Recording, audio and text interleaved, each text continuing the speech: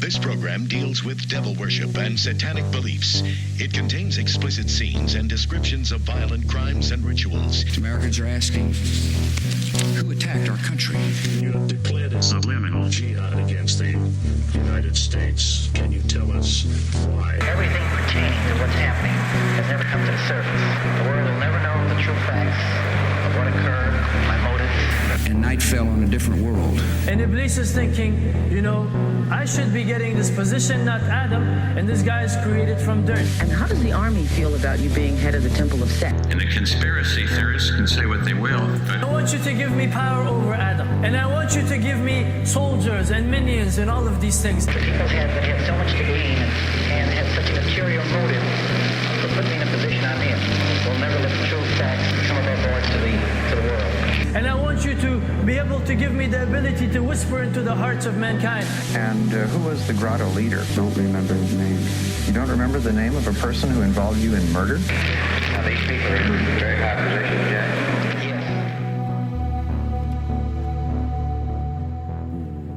Welcome back to Subliminal Jihad, episode 118. I am your co-host, Dimitri. I'm Khalid. And today, we're back once again with the Grotto of Truth Q&A series. Number 15. Number 15, XV. Crazy that we've done 15 of these. It is. So that means we've done like 15 months of SJ. That's so crazy. Anyway. It's probably been a little longer because I feel like we let maybe 5 or 6 weeks elapse here and there. Yeah. We're trying our hardest to work our way through, and we're now basically in the early fall of 2021's questions today. But once again, this has happened so long ago. It wasn't so. It feels like a million years ago, right? Yes, but it does. Once again, the strangest thing happens where I swear we don't curate these. We're still going in order. We're not curating them. Maybe occasionally, I think maybe we bumped up like a Dugan question when the war started. Yeah, we did. But mostly it still unfurls relatively. But that question was still like on the docket pretty much. Like, it was right. only It was like on the a couple docket questions away. Yeah. Exactly. It was like we moved it up in the order of that day. Yes, but yes. not no, I think it's good. ahead. I think it, I think that it's, I mean, we just like some of the questions, we've just taken our proper time to like address all the nuances. Some of them have aged like a fine wine. I think it works out pretty well. I mean, my one thing is like, I hope that like the people who ask the questions like are still listening to receive the answer. But I mean, I think that true. Hey, even if they drop the Patreon, these are still public episodes. True, yeah. They still will get their answer, so you get your money's worth. I guess on that's SJ. true. Yeah. And for those who are new listeners or do not know how this works, basically, these are questions from the Grotto of Truth Discord, which anyone can access by signing up for our Patreon. And there's a question subtab. And if you ask a question, now bracketed with the term SJ questions, so we can actually find it. Yes. We will answer because it people in these ask episodes. questions in general in questions, and rather than like try to police that behavior, like we just instituted the system of just putting SJ questions in like parentheses or brackets or whatever. Or sorry, SJ question in parentheses or brackets. Yes, SJ question. Exactly. Yeah. That is how we will find it. So we can going control forward. F exactly. Mm-hmm. Yeah. But I think, we're going to see some synchronicities abounding today, which I'm always excited about. And, ones that we couldn't have planned for, but it turns out, some of these questions, it is the perfect time to be asking them. So I guess without further ado, let's jump in. Word. I guess I'll read the first question and I'll probably primarily field it. Yeah, is more. Anyway, yeah. Well, I'll read it. It's okay. Yeah, you read what it. La Buffera /TT Boy asks on August 15th, 2021. Any recs for stuff to do or see in LA, and he also asks ditto for the Bay, especially from an SJ angle. yeah, hopefully he's still, his vacation to California hasn't passed yet. But, if he's planning on making another trip, I don't Well, live there wouldn't have been much so- to see in the fall of 2021 because shit was still locked down. So in a way, it's good timing. Right, that we're getting to it now. It's very serendipitous that, he probably postponed his whole trip and now it's coming up, the new date is coming up. Yes, they have a probably. good window here before monkeypox, takes over. Oh, right. Yeah. where- I'm hoping that monkeypox, nothing, bad happens with that. Yeah. Yeah. So, I mean, stuff to do and see in LA. I feel like this is one of those questions that I sort of dread because it like never occurs to me until somebody asks. And then I'm like, and then I feel weird because I feel like I don't do enough stuff in LA, but you're like in this big city, it's that whenever you live in a big city, I feel like it's like that. Like New York is similar, but okay. If we apply like from an SJ angle to both of these, these sub questions here, I don't know. Going in LA, I think if you want to see some of the stuff, maybe that like some of the places that we've talked about before, I suppose I could definitely recommend going to the Troubadour, which is still there, which of course was a central node for the kind of sus Laurel Canyon hippie country rock scene of the 1970s. It is, of course, where the Eagles first, Right. Played and got their start. I would recommend that. I mean, it's very close by to the Sunset Strip, just north of. It's on Santa Monica and Sus Doheny, basically. Named Yeah, after I mean, the you oil could always baron. go to the Cecil Hotel or Of go out course, to yeah, Joshua Tree where the You could go Eagles to Joshua saw their Tree. sus eagle. Where around the Eagles Peyote. saw their sus eagle on peyote and Graham Yeah. Parsons hunted for UFOs and then died Yeah. under mysterious circumstances. I would recommend like the Troubadour over, say, like the Whiskey A Go Go, which is still there, but I feel like it's been lame for decades. And like the actual Sunset Strip part with like the Viper Room is still there, the Roxy, the Rainbow Room. I mean, if you want to go to like a sus time capsule, go to the Rainbow Room on Sunset Boulevard because you'll see like 50-year-old dudes in like leather pants with like slash top hats on. Like it's this weird place where the kind of 80s like never died, and like that's where so many famous rockers like used to party and fucking hang out. And that little stretch of Sunset is now home to like a bunch of bougie kind of new age nightclubs that like rappers like Justin Bieber go to, and like the Soho House is over there. Soho House kind of sus, and that's interesting to see kind of for a historical, like I don't know, for historical reasons. But the Troubadour is still like kind of a little bit. It's not that different from the way it was maybe in the 70s or 80s or 90s. And real bands, do go through there. You could also catch a bite to eat next door of the Troubadour at Dantana's, which is the location that inspired the Eagles hit Lion Eyes. Because Glenn Fry and his buddy were hanging out watching these beautiful young kept women go to dinner at Dantana's with these like old goblin-y like rich LA people, and they realized that I think somebody literally said to Glenn Fry, like, man, she can't hide those lion eyes. And he's like, and I got it. That's a song, So, okay, there's that. Yeah. And I mean, if you're gay, then it steps away from WeHo on Santa Monica Boulevard, which is a whole scene unto its own, very intense scene. But I live more on the east side, so I try not to go to the west side that much because it's like overpriced and just kind of sus. But yeah, if you want to go downtown, I would say the Cecil Hotel is there. I wouldn't necessarily recommend staying there. I think it's called Stay on Main now, but I mean, I'm pretty sure it's still open. But if you want to walk around kind of the edges of Skid Row and, gaze upon the human misery and tragedy of this like supposedly wealthy country that we live in, you can do that. You know, if you want to be a little basic, you could hike up to the Griffith Park Observatory, which, you know, I haven't really been inside of it since before COVID, but it's got like a planetarium and stuff, and it's very Art Deco. And I feel like there's like weird sus, like Masonic. It sounds like there, you know what I mean? there would be, yeah, like any planetarium is sus. I'm just gonna put it out there. Any No, for real. planetarium is, well, For real. you Yeah. know, it's like a, you know, sus people gravitate towards planetariums because they love to look at the stars and like try to commune with light beings, or you know, do astrology or worship. Another another place to check out maybe is, or it really can just drive by it, but on Franklin and like Normandy, I used to live very close to this place, but that is where the Dr. Hodel house is, the like Aztec house of horrors, basically. Like, it jumps out at you when you drive by it. It looks like a spooky, like Legends of the Hidden Temple kind of mansion. I forget, it was like Frank Lloyd Wright or his son was the architect for it, but you can witness that. And I'm probably like leaving out other shit. I've always wanted to go, actually.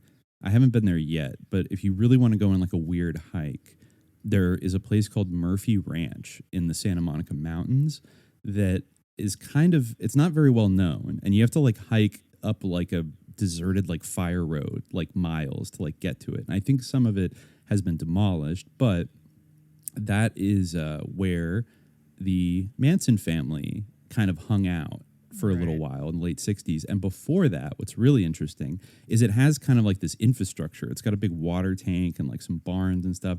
And it was actually the secretive compound of the Silver Shirts in the 1930s. Oh, wow. That's yeah. That is a right. good You've talked about them location. On You Can't Win. Yeah, and You Can't right? Win. I was on their Silver Shirts episode. Yeah, right. What was his name? Francis William Parker Dudley Yockey? Pelly. Oh, William Dudley Pelly. That's yeah. right. I don't know who that is. Yeah, I think he was a writer. I think Yeah. Francis Parker Yockey was either also a Nazi or an author who wrote a book about the Silver Shirts. But but that was actually raided and shut down by the FBI in like 1940 or 41, and then it was sort of derelict for a number of years, and then just so happened like the Manson family like found out about it and decided to move I didn't their realize that posse connection. there. That is interesting. That It the is, Manson isn't it? family and William Dudley Pelly had the same hideout. That is interesting. Yeah, definitely. Yeah. So if you look that up, I think it's called Murphy Ranch. You could check that out, and that's very sus. You could also, I don't know, check out the Biltmore Hotel in downtown Los Angeles is allegedly haunted. That one's like less dangerous than the Cecil. It's like a fancy hotel, but it's still haunted apparently. And yeah, I mean, there's all kind of little sus corners and nooks and crannies in LA. But the Bay Area, real quick, I would just throw out like a few locations that I would direct an SJ head to. The first one, I would say, if you're going to go to San Francisco, a really an awful city where they're shitting on the streets, folks. Yeah. And it's just like, it's an open air drug market, but it really is kind of an open air. Like they're not 100% wrong. Like they exaggerated, but like the Tenderloin, since I was a child, like the Tenderloin has been this like zone of susness and like misery at like this Skid Row thing that the cops almost kind of like cordon it off so that people can just do whatever they want. So there's like drugs, prostitution, like there are people shitting in the streets all the time. And it's also like this overpriced like tech hell now. Like I used to love San Francisco growing up, but now I have a lot of issues with it. And I don't really go there whenever I go up to the Bay Area anymore. But I did around the time that we started SJ back in 2020. I was up there for a while. And one day, I think around the time we were recording the first, the Aquino episodes, I took a little day trip over there. And the two places I would say, like one neighborhood that I always do kind of have like has a special place in my heart is North Beach, the Italian neighborhood, which is kind of like in the kind of heart of San Francisco. I think it's like sort of north of the financial district. And that will at least give you like going back to like Hank Harrison and like the Sus Beatniks, and City Lights Bookstore is there, which has it's pretty interesting stuff. I mean, if you want to get some old like Sus, like Stuart Brand, like Allen Ginsberg type shit, you could always go to City Lights. And there's like all the old timey like strip clubs and Italian restaurants and like mob hangouts and shit like that. And so, if I had to direct you to one neighborhood with a clean conscience, it would be that one. I guess you could go to Haight-Ashbury too. Of course, that's very like touristified, but if you want to buy your like Grateful Dead, tie-dye posters or something, or, your patchouli. But the other thing about North Beach is it's not too far away from a certain somebody's house that is still there on Leavenworth Street. Right, now, yeah. I just want to make clear, like, do not go Yeah. to Michael Aquino's house and harass Lilith or anybody else that's living there. Right. SJ is not endorsing that, but I did drive Yeah, by or it harass in anybody, 2020. yeah. No harassing. Yes. I did take some pictures. I did act like an MIB and like took some pictures of it. And it's still there. I mean, it's like a black, I think it's painted like charcoal, like dark gray or black or something. Like it's not, most of these old houses in San Francisco are very brightly colored, like very bright Victorian. And this one just kind of stands out as like this dark, like castle. And that's on Leavenworth Street. So, you can drive by that, but don't linger too long. And the other place I would recommend that's kind of interesting in San Francisco is the Presidio. Now, if you just want to go on like a spooky hike by the ocean Right. bluffs, you can go out there, and you can also see there's a number of these World War II bunkers that are still there that, like, some of them are easy to kind of access, but they're all covered in graffiti. I took a lot of pictures when I went there a couple years ago, and I found, maybe not like an overwhelm, not like the majority of the graffiti was like satanic, but I did find satanic graffiti there, and especially in some of the more, I climbed down into one that had like a fence around it, and it was extremely creepy. Like it was down kind of into the earth, almost subterranean. And right, I'm remembering like the Geraldo. Was it Geraldo where they like found they're like, look at this satanic graffiti, and like people, or it was that VHS movie I think I sent you that was like a guide for policemen to like find satanic cults. And he was walking around the Presidio, and he pointed that there was like a huge chalk sigil of like the Temple of Set like on the ground, and I'm like, okay, like, so obviously Michael Aquino's like running around with his friends and his acolytes, like doing, and then of course the Presidio scandal. Was it a pentagram, or was it like what Setian symbol it was a type of pentagram, but it was like specific to, and I think the guy identified it as like, now this belongs to the Temple of Set, a local San Francisco cult, and below he didn't. Exactly. Well, these like '80s police people, I know, they I just know. fucking say, it's kind of like forget if it was on 9/11 target or Islam not, but experts. I forget it feel was like on their target or not. pentagram is just a normal. I mean, I actually still have my Temple of Set medallion from my experiment getting admitted to the Temple of Set, and I can confirm it's like a pretty normal looking pentagram, at least on that. It's like your standard circle pentagram. Yeah.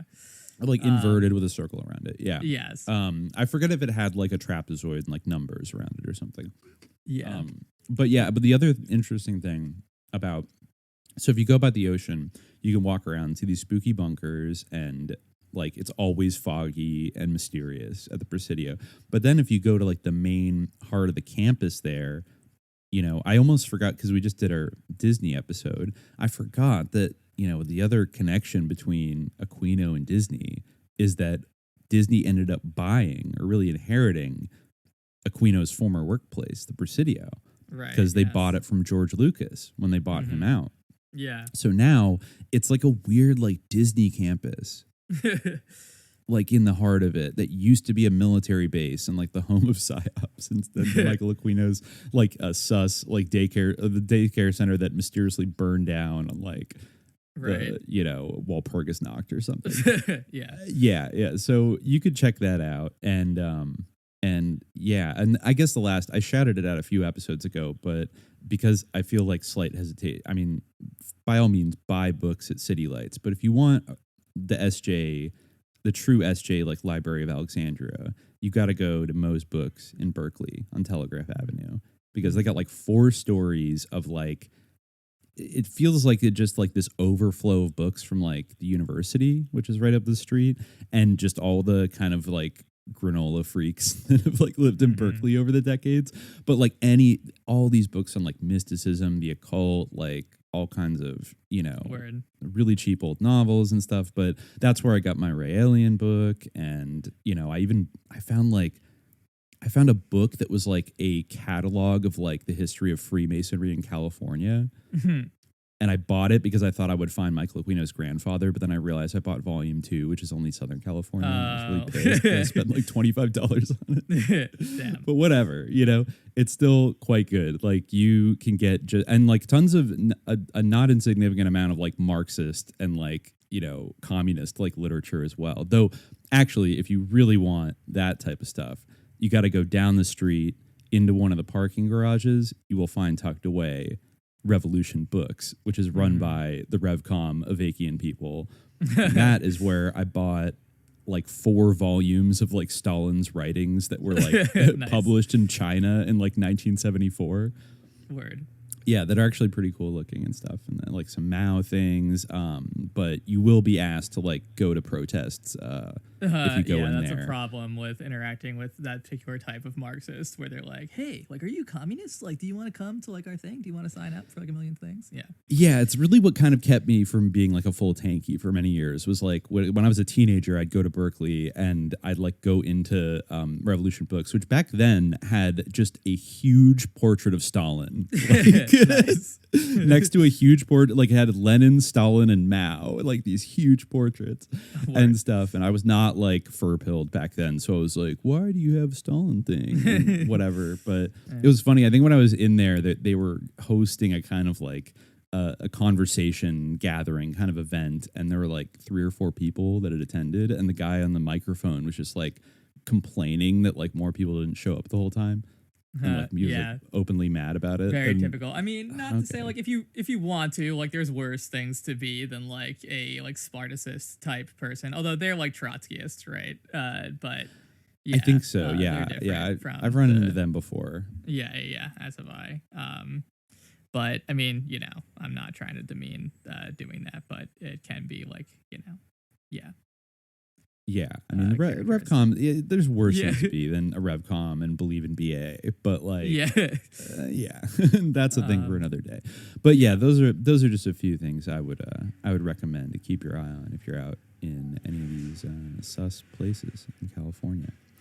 Word. Okay. Yeah, I think that was a pretty good overview. Yeah, that's a whole docket of things to do.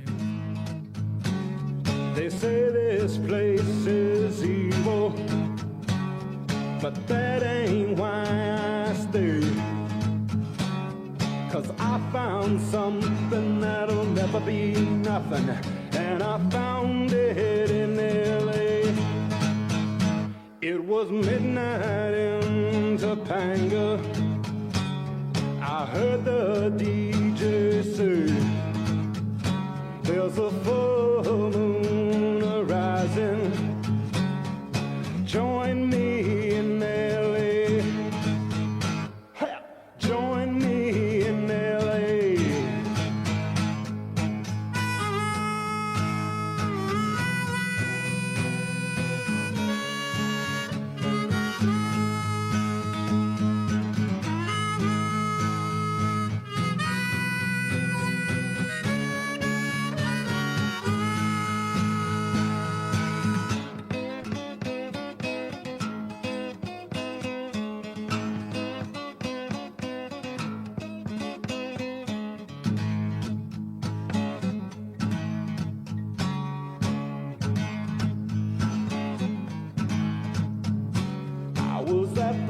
Tropicana, yeah, on a gray sultry day.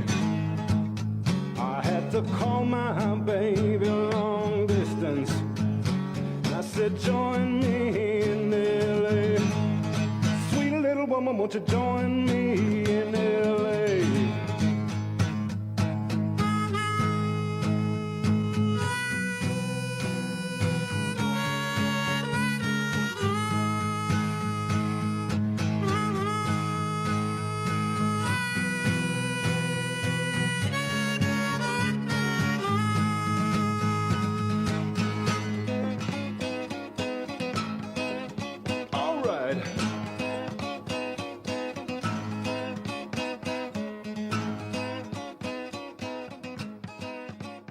Okay, so now we come to question number 2. Okay. And this is kind of a big one. Mm-hmm. We're going to spend a little time on this. And this is one where the synchronicity radar is just like screaming. it's off the charts basically. Okay. Yeah. So Jolly and Rancher asked on August 25th, 2021. Question for the hosts. What's your take on the 2016 Gothard-based tunnel opening ceremony in Switzerland? Intense and elaborate occult themes for the opening of a railway tunnel. Yeah. No, I remember like you putting this on like when I was staying with you in LA, like I guess at the time that 2016. Happened. Yeah, I mean, I guess this does have like occult themes. I mean, the most like significant is probably like the appearance of.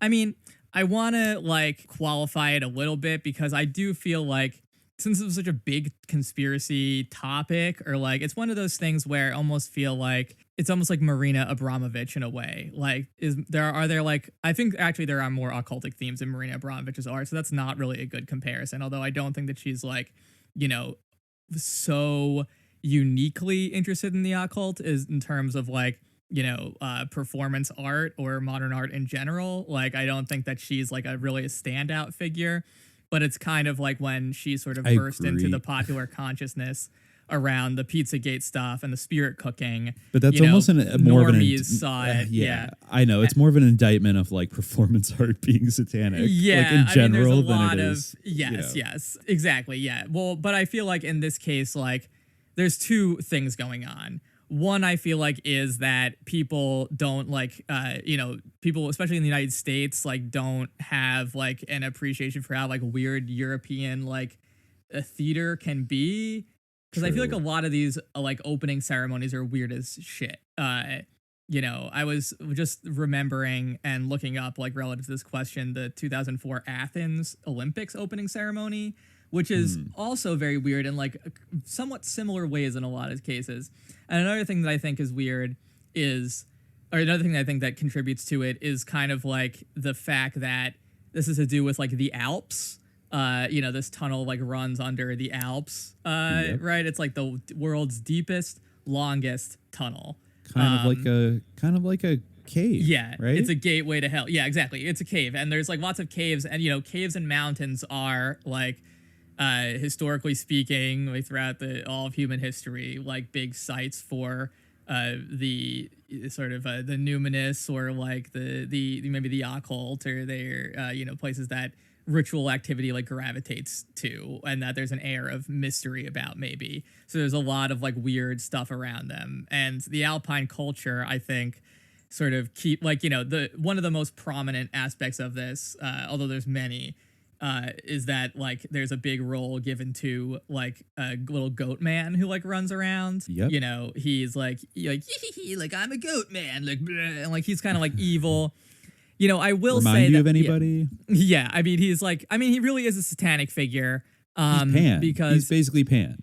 Yeah, more or less he is. In fact, I would almost say that he's probably, this is something funny that I thought of. People actually at the time connected this to like CERN, which I guess is kind of near this tunnel. And that's also something that like people are obsessed with the sort of occultic potentialities of. Yeah. But, I feel like really if you wanted to like name that horned entity, he would be Cernunnos, right? The horned god of like sort of Celtic cultures, right? Who appears on like different bronzes and things like that. The sort of the horned god, which CERN. It just occurred to me that they both like CERN begins with CERN, just like Cernunnos. But yeah, it's either here or there. But like that type of thing, like is pretty like people know about like Krampus or whatever, the like evil Santa that like you see in like Christmas parades in Europe. Oh, like Black Pete and stuff like that? Black Pete is a little bit different because that's like sort of a blackface guy, but like Krampus is like a demonic kind of character. In the Netherlands, yeah. Yeah, Krampus is like a demonic type of, basically like that guy was wearing sort of a Krampus type costume. And like in Christmas parades and stuff like that, like, it's not like they made up that sort of costuming for this. Like that's pretty ubiquitous, like in like festival observances and that type of thing, the sort of like creepy goat costumes and stuff like that. So yeah, I feel like that's like if you look up like, I'm just looking up the Krampus Wikipedia article right now, and there's all sorts of like horrifying images of him and like costumes of him from like contemporary Christmas parades, and it's like considered it's relatively normal like in that area. I mean, Yeah, it's sus. Although I do think that kind of, if you watch it, like the narrative of it, I don't know, maybe you disagree, but I felt like the narrative of it really was sort of about. I mean, I don't necessarily agree with this principle because I feel like the forces of like contemporary, like modern civilization and like technological enlightenment are like sort of satanic, but I feel like the real narrative of it was about actually the triumph of like modernity and like the railway and like human ingenuity over like the pagan darkness of like the demonic little goat man and sort of the domestication almost of him. That's what I felt like was like sort of the storyline, if you could say that there was a storyline. Interesting. I guess you could read it that way. Yeah, that seemed to be like what they were kind of getting at, you know. Yeah, I'm actually reading right now because, of course, some big synchromistic personalities have commented on this. Yeah, it was a huge thing at the time. Yeah, including our boy Vigilant Citizen. Right. Yeah. You know, he said, of course, he believes this is a bizarre occult ritual. Yeah. But he mentions that, yes, like this drew inspiration from local folk tales, specifically the legend about the Devil's Bridge, which goes through Gothard Pass. So, and in fact, I think there's like a Devil's Stone that's like still like displayed now, like near the opening of the railroad. Well, I mean, both of those myths. Yeah, they're like about, I guess probably Vigilant Citizen. Well, yeah, no, he quotes something right here that says, the legend of this particular bridge states that the Reuss was so difficult to ford that a Swiss herdsman wished the devil would make a bridge. The devil appeared, but required that the soul of the first to cross would be given to him. The mountaineer agreed, but drove a goat across ahead of him, fooling his adversary. Angered by the sham, the devil fetched a rock with the intention of smashing the bridge, but an old woman drew a cross on the rock, so the devil could not lift it anymore. The rock is still there, and in 1977, 300,000 Swiss francs were spent to move the 220-ton rock by 127 meters in order to make room for the new Gothard Road tunnel. So yeah, I guess it's like that, the Teufelsbrück, the Devil's Bridge in Switzerland. I found another article about it here. Yeah, right. Yeah, Teufelsbrück. Yeah, and there's also a Teufelsstein, right? Which is because like there's a story that the devil, when they built, like, you know, after they tricked him with the goat, he got mad and he decided to throw that stone to destroy the bridge. But like some religious woman had carved like a crucifix or a cross like on the stone, so that caused the devil to miss. And that stone is like still displayed like near one of the railroad stations that this tunnel is a part of, or maybe at the entrance to the tunnel or something. It's still like something that stone. like that. Yeah. I see one photo here of it. There's like a little painting of kind of like a red devil, like in front of the hole. Basically. I mean, like a tunnel underground, like is obvious. Like you're obviously gonna have like a lot of like satanic, like, or when generally speaking, people think of like the underworld as like, or the subterranean world, like low is bad. Subterranean world that's like where hell is. So like, and I mean, it's interesting to think about like the gnomes of Zurich and everything, like the Swiss bankers being called gnomes and things, and like the fact that they built this big tunnel. Yeah, have you ever heard of that? I haven't. I haven't heard of them referred to as that's like kind gnomes, of a nickname for.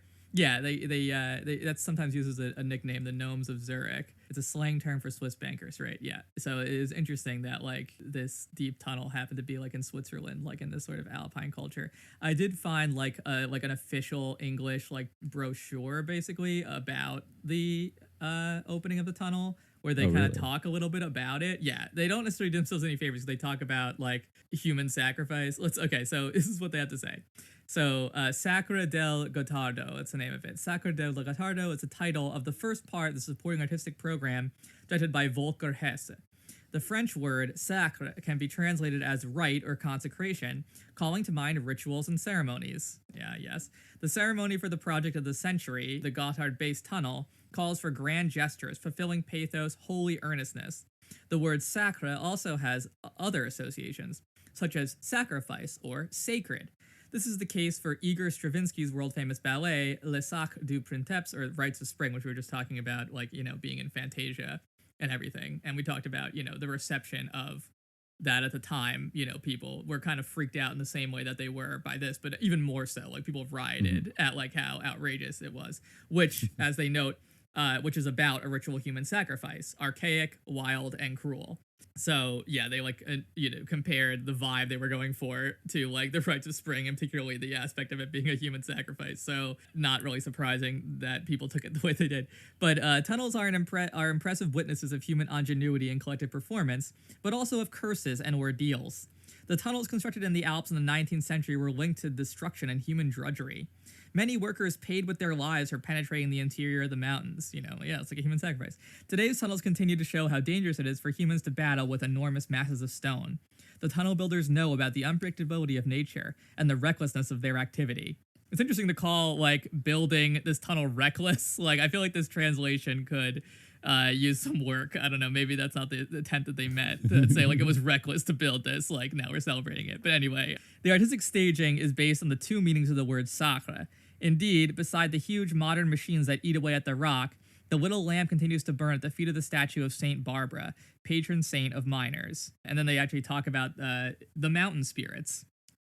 People who live and work in the mountains are familiar with the dangers. Rocks suddenly plunge downwards. Avalanches of snow or mud can destroy houses, villages, and landscapes in a very short time. Raging storms shake people up.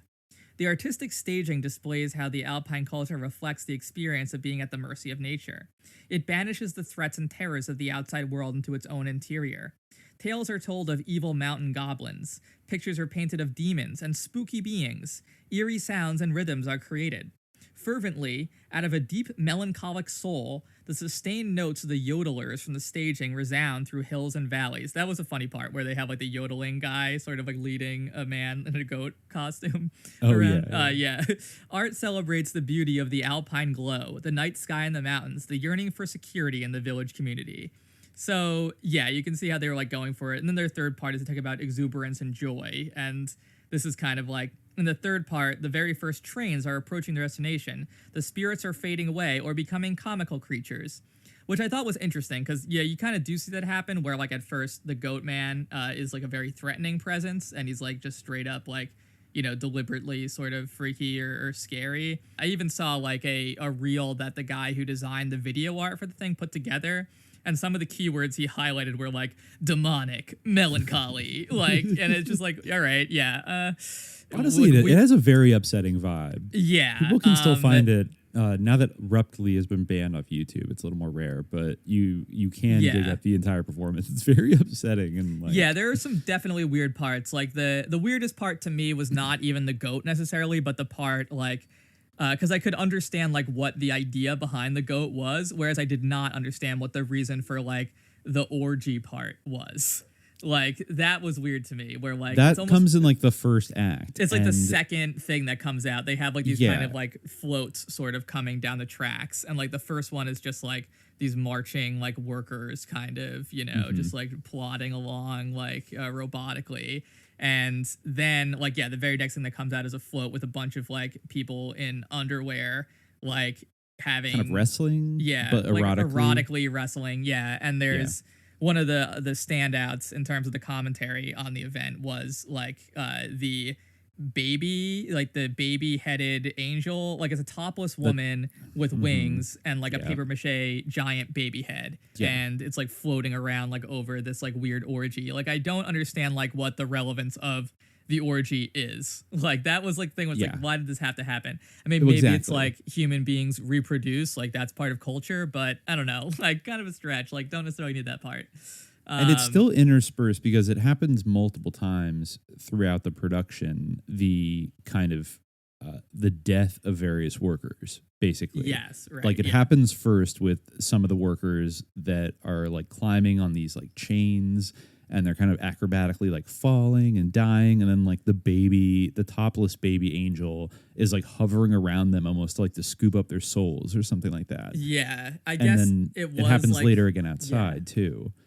Right. Where people are climbing and then falling. And they like burst open the tunnel and they fall down. Yeah, I mean, I guess workers actually did die like in the process of making this tunnel. Yeah, like, I mean, not just historically in previous tunnels. I guess maybe the first act was meant to show like the 1800s or something, where it was probably a lot of workers died. But I think there was a huge accident where like maybe somewhere between 3 and 5 workers died for this exact tunnel. So I thought like kind of a weird fucking memorial for like people that recently died building this project to have like they're having an orgy and then like a topless baby like demon angel comes to like steal their soul. Like it has these themes of kind of, it's almost reveling in the sacrifice of like the workers, like, you know, in like a Gustavus Myers way. Like these people are being fed into the maw of mammon to like build the great tunnel to like unleash like the devilish forces of like EU progress upon the world. Yeah, I mean, I almost could see like the ritual aspect to it, like in like, you know, if I mean, I guess they weren't actually having sex, which would really be the which would really be necessary for any like ritual, like for any ritual purpose. Like, you know, it wouldn't really work. But I guess maybe like that would justify it almost, like to have the kind of erotic charge, because otherwise I don't get it.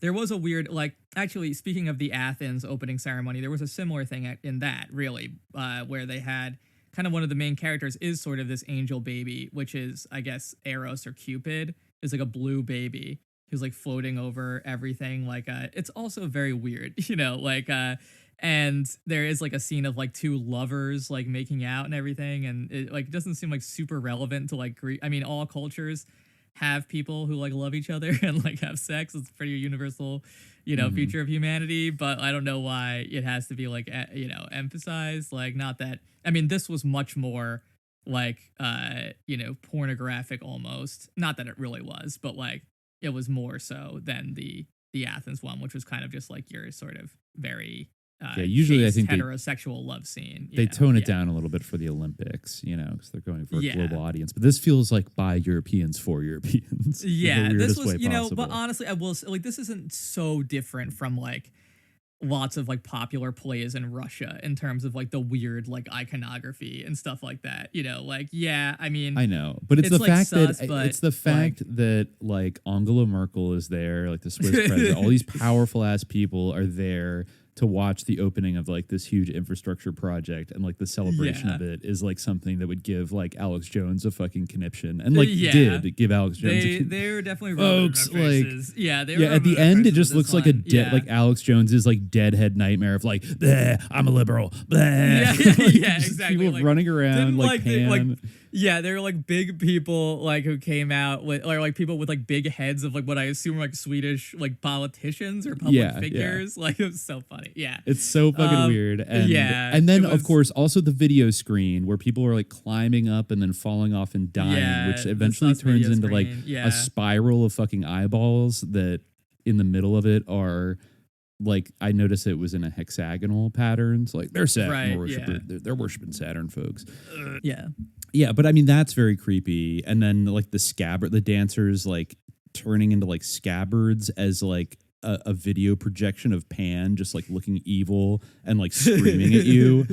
It is just like, it's so fucking, it has so like, I get that they're just like being European and they're being weird and they and, like, love goats. I mean, they love goats, but yeah, I mean, Alpine culture, it sort of makes sense, like their like bizarre love of goats, because like I guess the whole culture is based on like transhumans and like herding, and like goats are like really good like mountain livestock. Probably not really an expert, but I assume that they would be, like, since they're like known for their climbing abilities. But yeah, I don't know why everyone's so obsessed with goats, but I mean, it is true that they do that all the time. Yeah, there's like weird, like in the beginning, there's like these processions of people that look like out of like a fucking, we should. Yeah, like well, I mean, I guess it's supposed to be a historical narrative, so in that case, yeah, I definitely felt like there was a part where like they were kind of like sacrificing to the goat, and that was like part of like the historical narrative where like first they were kind of like having to be subservient to the goat, but then they like cast off the shackles of the goat and like domesticated him into like a funny,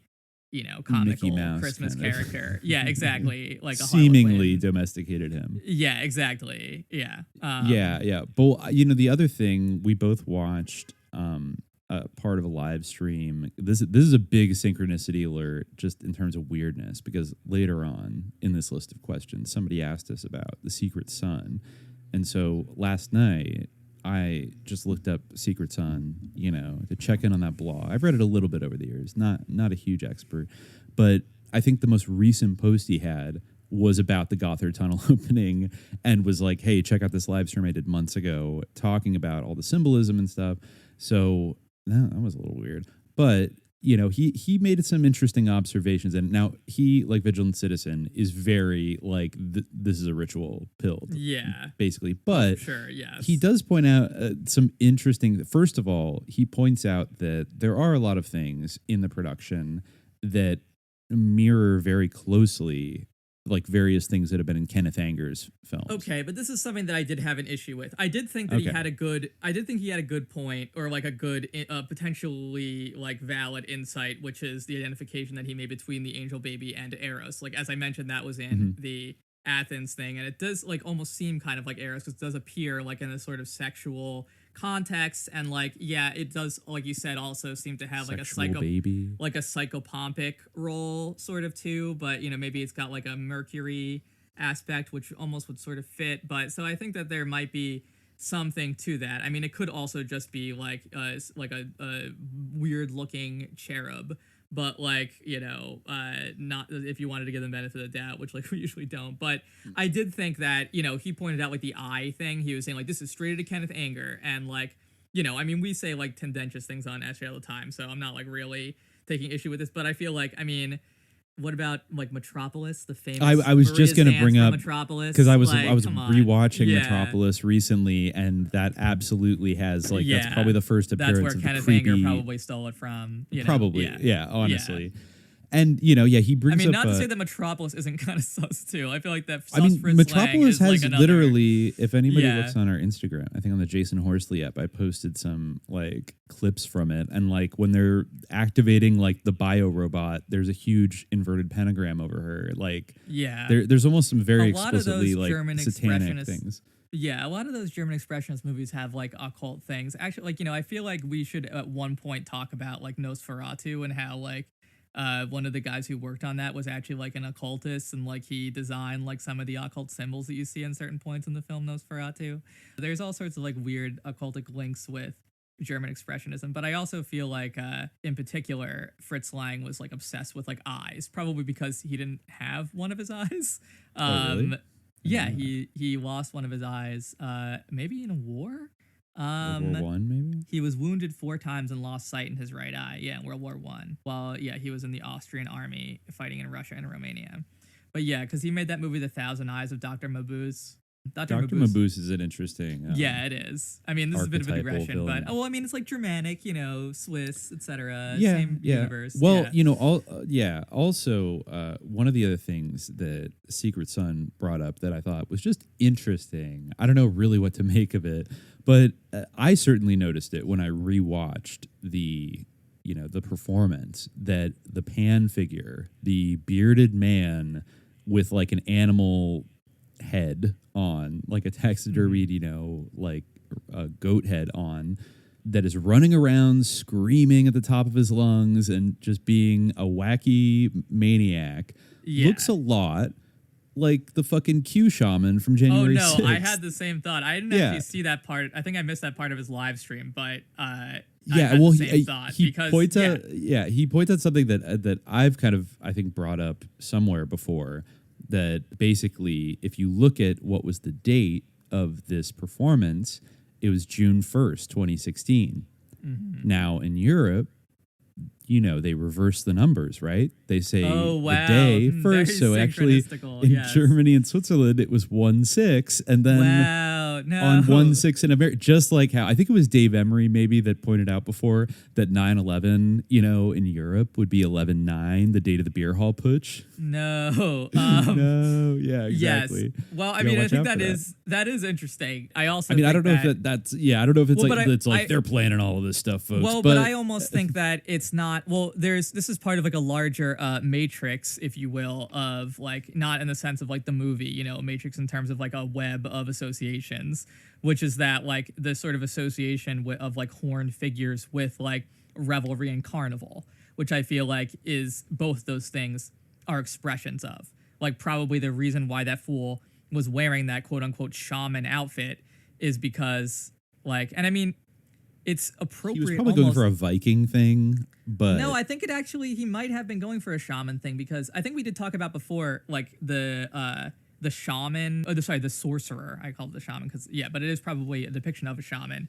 The Sorcerer is what it's called. It's like a cave illustration, like that is, I think, in France. I think it actually is in the Alps. Let me see if I can find it. Cave art. The Sorcerer cave art. It's the cave of Troyfrères in Ariège, France. I don't know if that's part of the Alps or not, but it is in a French cave, and it's like sort of an almost anthropomorphic sort of reindeer type guy with like, you know, an obvious like phallus like down there. The idea is that this is supposed to represent like a shamanic figure, because that, like, you know, really was a lot of the time what the shamanic ability was related to, was the power of transformation into animals or communion with animals, but, you know, particularly transformation in animals. So, you know, it is like his attire. But I mean, the Viking connection isn't irrelevant, because there were the berserkers who were supposed to be kind of like wolfmen, and they would put on animal skins to sort of transform into, but they had that kind of similar function. But I think, you know, it's not totally inappropriate, but I feel like, you know, those are both expressions of like a much deeper and more ubiquitous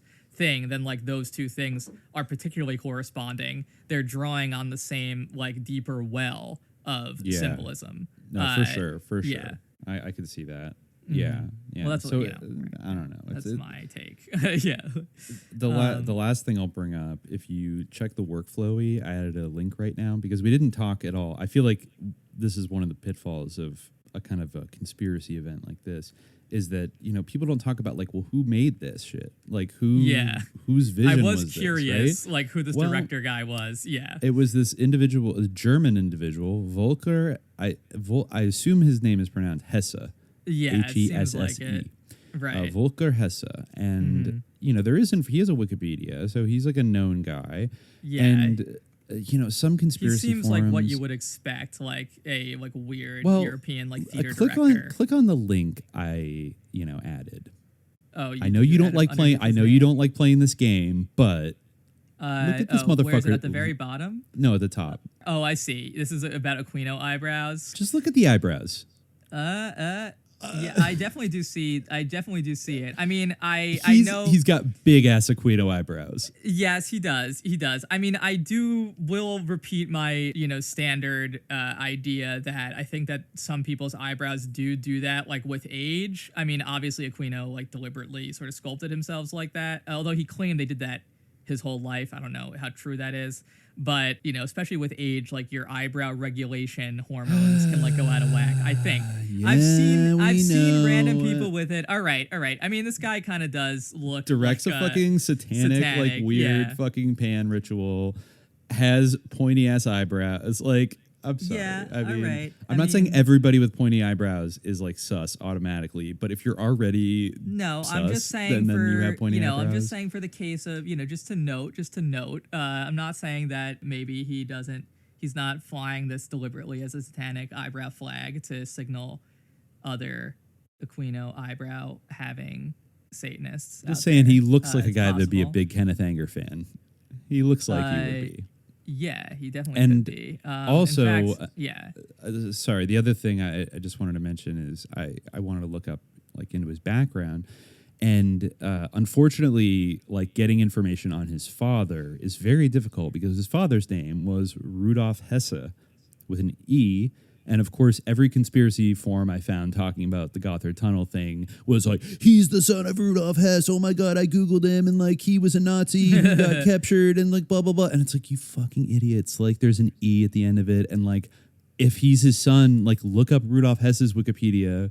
You're not going to see him there. Like, it's just so fucking annoying how, I mean, Germans really do. I experienced this looking for Klaus Schwab's father, who it turns out was like a huge Nazi industrialist, but like almost all information about him is scrubbed off of the internet, particularly in English, so which is interesting.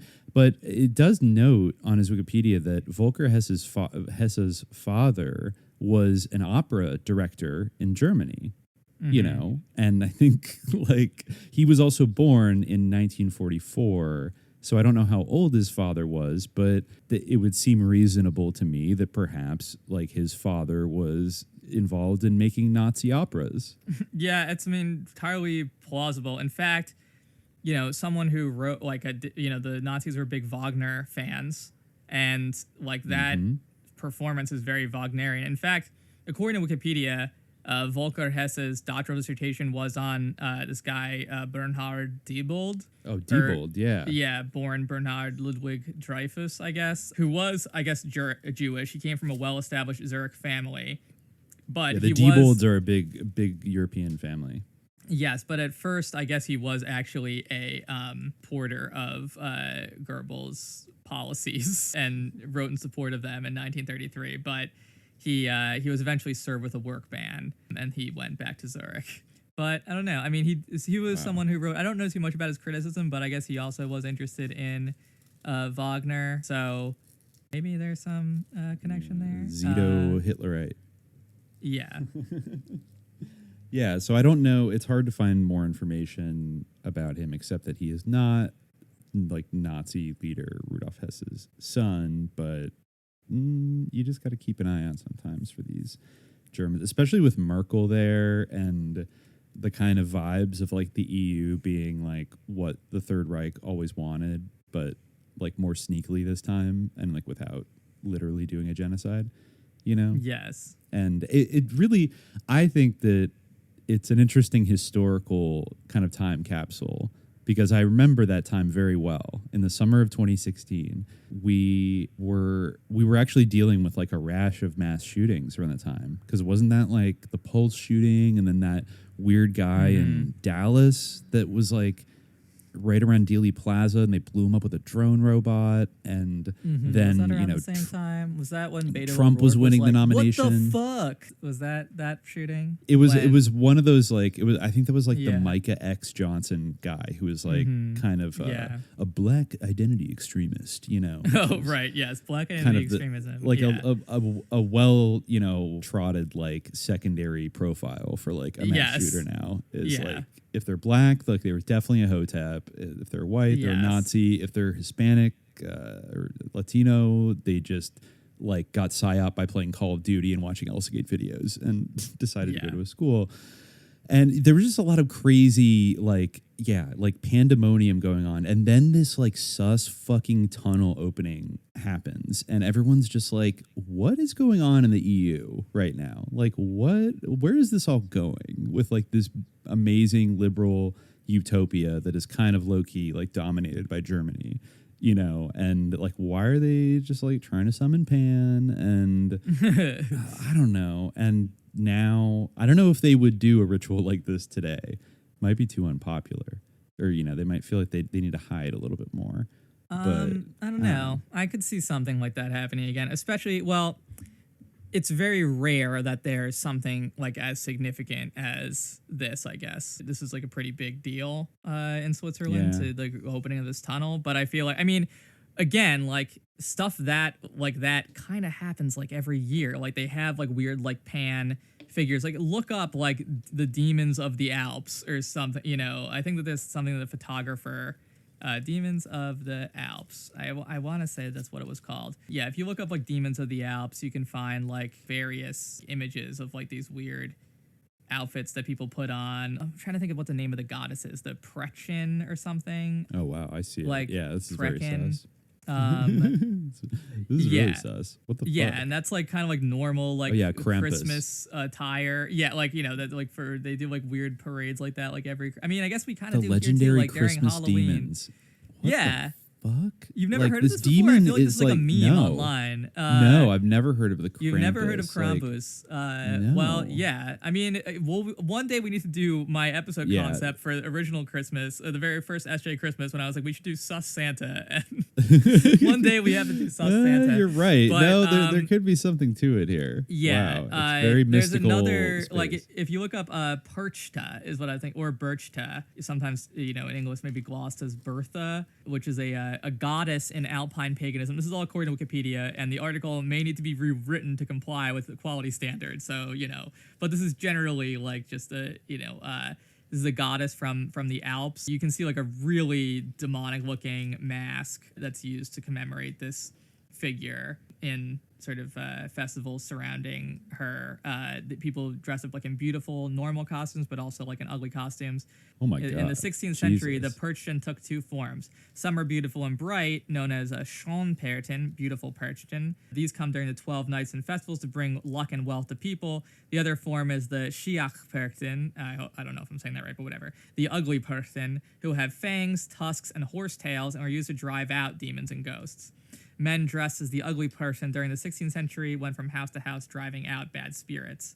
Sometimes der Teufel, the devil, is viewed as the most Schiachpercht and Frau Perchte as the most Schanpercht. Frau Perchte being like the goddess herself. So there's a lot of like weird stuff around that. But there's also like the wild hunt, you know, the like sort of phantom like riders who, you know, fairy folk or spirits who like kind of have like a, what's the name of the, even in Europe, not obviously in Europe, but like in England, they have that sort of thing of like the spooky huntsman. I forget what his name is. Herne the Hunter. He's associated with Windsor Forest, and he's like, you know, a demonic woodsman. Jesus. And yeah, he's kind of like a headless horseman, but he has horns.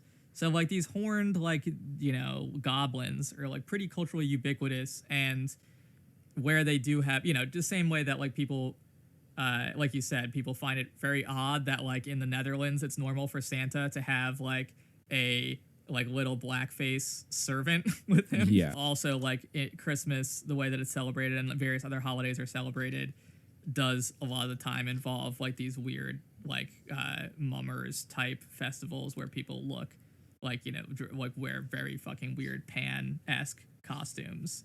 It's interesting too, like, you know, you're talking about Pan itself, like a lot of those romantics, which Crowley kind of was part of, really. And he was a mountaineer, right? He was big Yes, into he was. mountaineering. You know, the romantics like they love the Alps, like the Alpine movement, the whole idea of like mountaineering and like what you see today where people are like, I'm gonna free solo this mountain and like die horribly because like that's what freedom's all Yeah. about. Like, you know, the idea of doing that, like the romance of like climbing a mountain with like minimal, you know, and just like the sort of ideological mountaineering stuff, like and the romantic air around it, like that came out of the same sort of vibe of like the rebirth of Pan, you know, and the not in the sort of Nazi Jim Brandon sense, but in the in like the 19th century sense, where you have like Arthur Machen stories and things which are kind of at the dark side of that.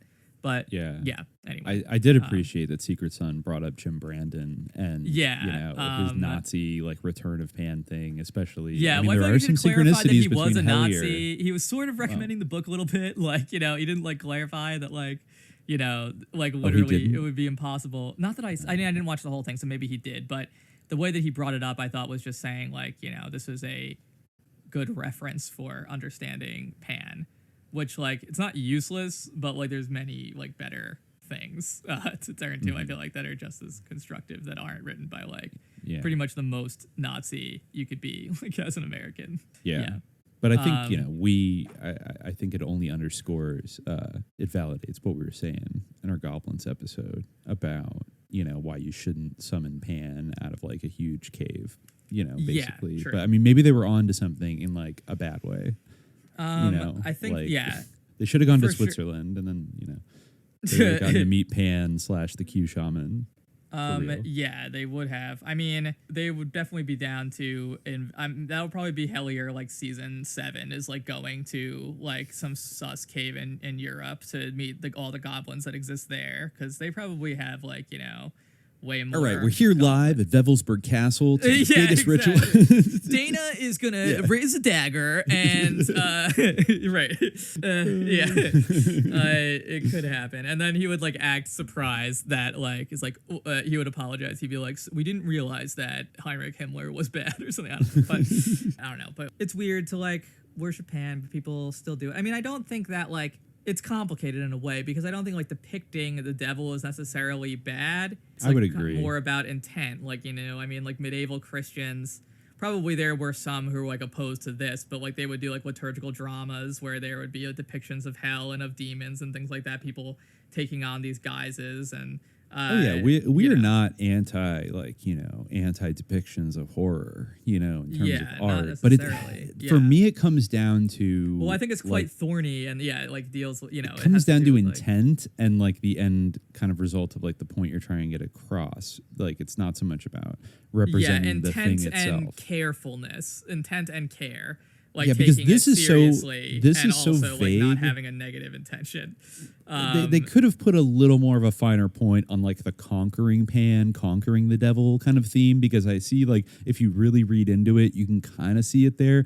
But if you're just kind of watching it, it also sort of seems like this was consecrated by Pan, and they sacrificed all these workers, and now the evil politician big heads are here to fucking celebrate it. And I forget if it was evil. Secret Son or Vigilant Citizen who said and then they put the cloak around Pan and they were saying you are king of the world now or whatever. Vigilant Citizen. Yeah. Now you are king of the world. I don't think they literally said as in saying. They didn't. They didn't have any dialogue except for the yodeling. But I'm not surprised that people react. They deliberately made it spooky and demonic. That was part of their goal. They wanted to have a demonic vibe. That was part of the artistic vision. So it's really not surprising people reacted that way. If you're our inspiration is the rite of spring, which is about a human sacrifice, not in the sort of Fantasia sense.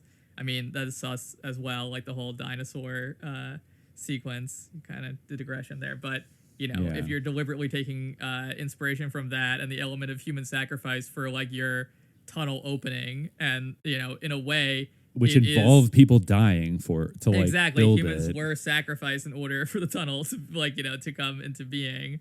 So it almost is maybe the devil finally got his bridge. Maybe he finally got his human sacrifices. He demanded a sacrifice. The first people to pass through this he chasm. Was pissed off about that goat, and then he finally got it. When they built maybe they thought they tricked him again by symbolically, theatrically sacrificing the Q shaman, at the end of it to or neutering him or something. I don't know, but the fact is that the first time they tried to do it, didn't 200 people die, and then this time 11 people died, right? Which is still bad.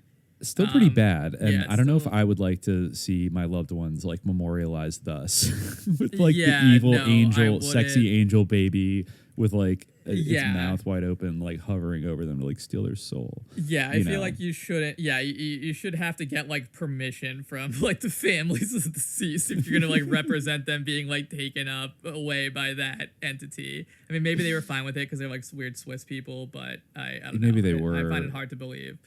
I don't think that angel baby, that was the weirdest thing to me. More so even than just because Pan, even though he's a sick freak and an evil goat, he is pretty ubiquitous culturally.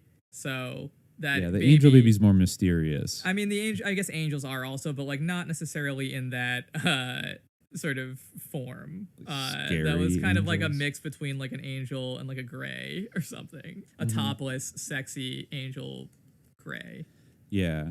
I'll just give the final word here to Vigilant Citizen, who says, the occult elite is all about power and symbolism. The above ceremony showcased both. Through the opening ceremony of the world's deepest and longest tunnel, the occult elite tells the world that they control the world's resources and manpower. In other words, they are the only ones who can make such projects happen because they control politics, finance, and business. Furthermore, by creating overtly occult ceremonies, the elite tells the world, this is what we believe in, this is what we think of you, and there is nothing you can do about it. The opening ceremony of the Gothard Base Tunnel turned a great feat of engineering into a religious ceremony dedicated to Baphomet, while somewhat ridiculing the workers who sacrificed their lives and the masses who will travel through the tunnel.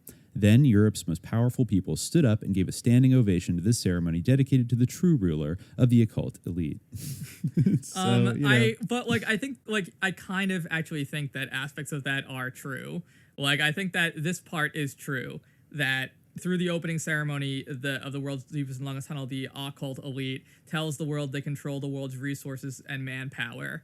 I think that is, I don't necessarily think that it was dedicated to Baphomet per se. I think that, not, at least not on the surface. I think that, that's a little bit missing the forest, for the trees. But I think that it actually was, in a way, a display of control and also an ideological display. It wasn't just bleh, we worship the devil. in a way it was, but not like the goat man was actually kind of a red herring in a way. Like the more like demonic parts right. were like the yeah. celebration of like capitalism and like the giant like Swiss-headed politicians and everyone like walking out and like celebrating like going to the mall and things like that. Like it's true. and, It's like, kind the of like a debts celebration of of the ability to like, marshal these workers to sacrifice their lives at a whim in order to build this tunnel. For exactly. like probably ultimately commercial purposes. You could even look at like the sex part before, you know, the angel shows up as like basically sort of like workers, like, and they're kind of stripped, like they're wearing like raggy, like old, like underwear. You know, the concept of like a worker getting paid just enough to replicate themselves. Yeah, exactly. Like they're, they're our breeding stock and Yeah. like we, our livestock. Yeah, this is what they do in their pens. They were even kind of in pens. And train cars, like a Holocaust. Really, in a way, also like there is a continuity that exists especially in the fact that like the ensemble is the same. And like it's all, presented in this sort of telescoped or, condensed theatrical form where you have like people actually, you have really a representation of like older pagan practices of like within Alpine culture, like which kind of imply like animal sacrifice at least, if not human sacrifice. And then it does kind of seem like you sort of see the whole like this whole sort of historical narrative in microcosm where like it is a natural evolution from that like ideological system. So in a way, like, yes, I don't think that they think, generally it is true that Satanists don't believe that they worship the devil. So, and I think that there's also like levels of Satanism, like where there's sort of the capitalistic Satanist who doesn't even think that they worship Satan allegorically. Yes. So I don't think that they like really that the ideology behind this believes that they worship the devil even allegorically. But there is a sense what they do think, I think, is that they kind of domesticated or subverted those, like they got the one up on those sort of forces of like the wilderness by undominated them through this tunnel, which is it true?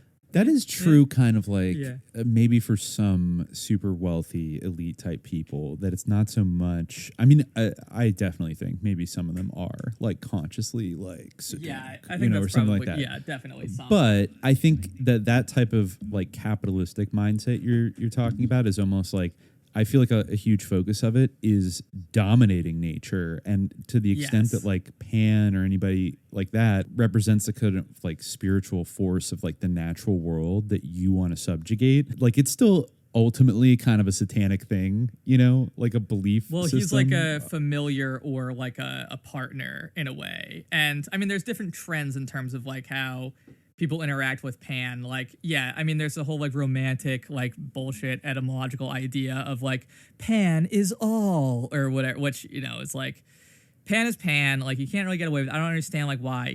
We already have God, which we work so hard to recognize. Like I don't understand why you would want to turn yourself away from monotheism. It's just like, but I just have pure edginess. But like, really like, it makes sense that they gravitate towards those symbols though, because they are like familiar spirits that they can control in a way or make bargains with, and sometimes they have like either allegorically or in literally, but it does make sense they gravitate in a way towards that symbolism, although I do think that they don't see themselves as like worshiping the devil or Pan per se, but they do definitely have values that I feel like you could describe as satanic, which are just about like the the supremacy of human beings, of like human will and human knowledge over everything, and the power to reduce nature to brute matter that we can use like for our own advancement. Totally. It's like how the Nazis... classical enlightenment liberalism, like but taken to like a Silicon Valley sociopathic extreme, or in this case like if you will. Yeah, exactly. Or in this case, like a European banker sicko extreme. Yeah. I mean, let's not forget the Swiss bankers. Like, probably one of the biggest reserves of evil. Like, in the world. They for certainly sure. are gnomes. That's actually it's a slur on gnomes, honestly. It's almost a slur on gnomes. Yeah, and they were like, it's funny to say like, he was kicked out of Germany and had to move back to Zurich because he was Jewish. It's like, as if there weren't like tons of Nazi sympathizers in Zurich.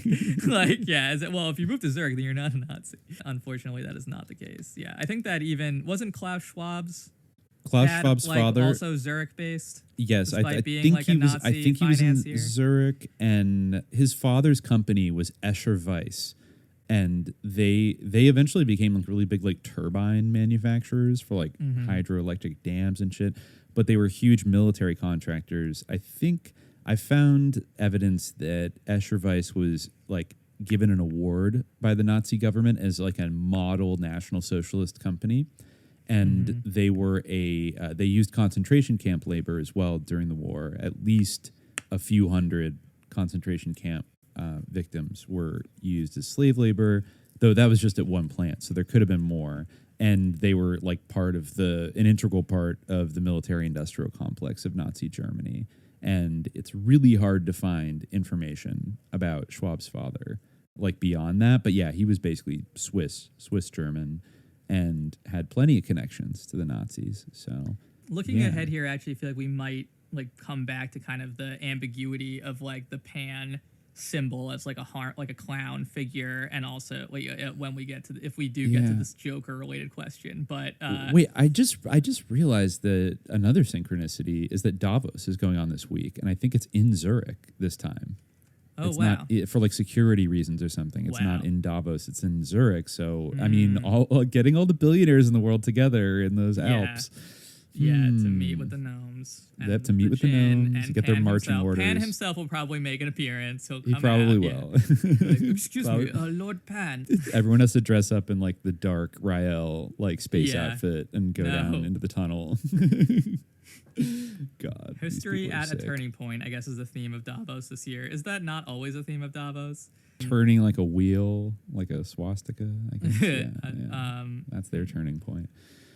Awesome. We'll have to get back to them too. I think Klaus Schwab deserves like a full deep dive as well. Like what the World Economic Forum, like what kind of Nazi bullshit is this? Everyone works for them. Yeah. China. The globalist, Stalin, Mao. Yeah, exactly. They're all work. part of it. The WEF controls everything. Yeah.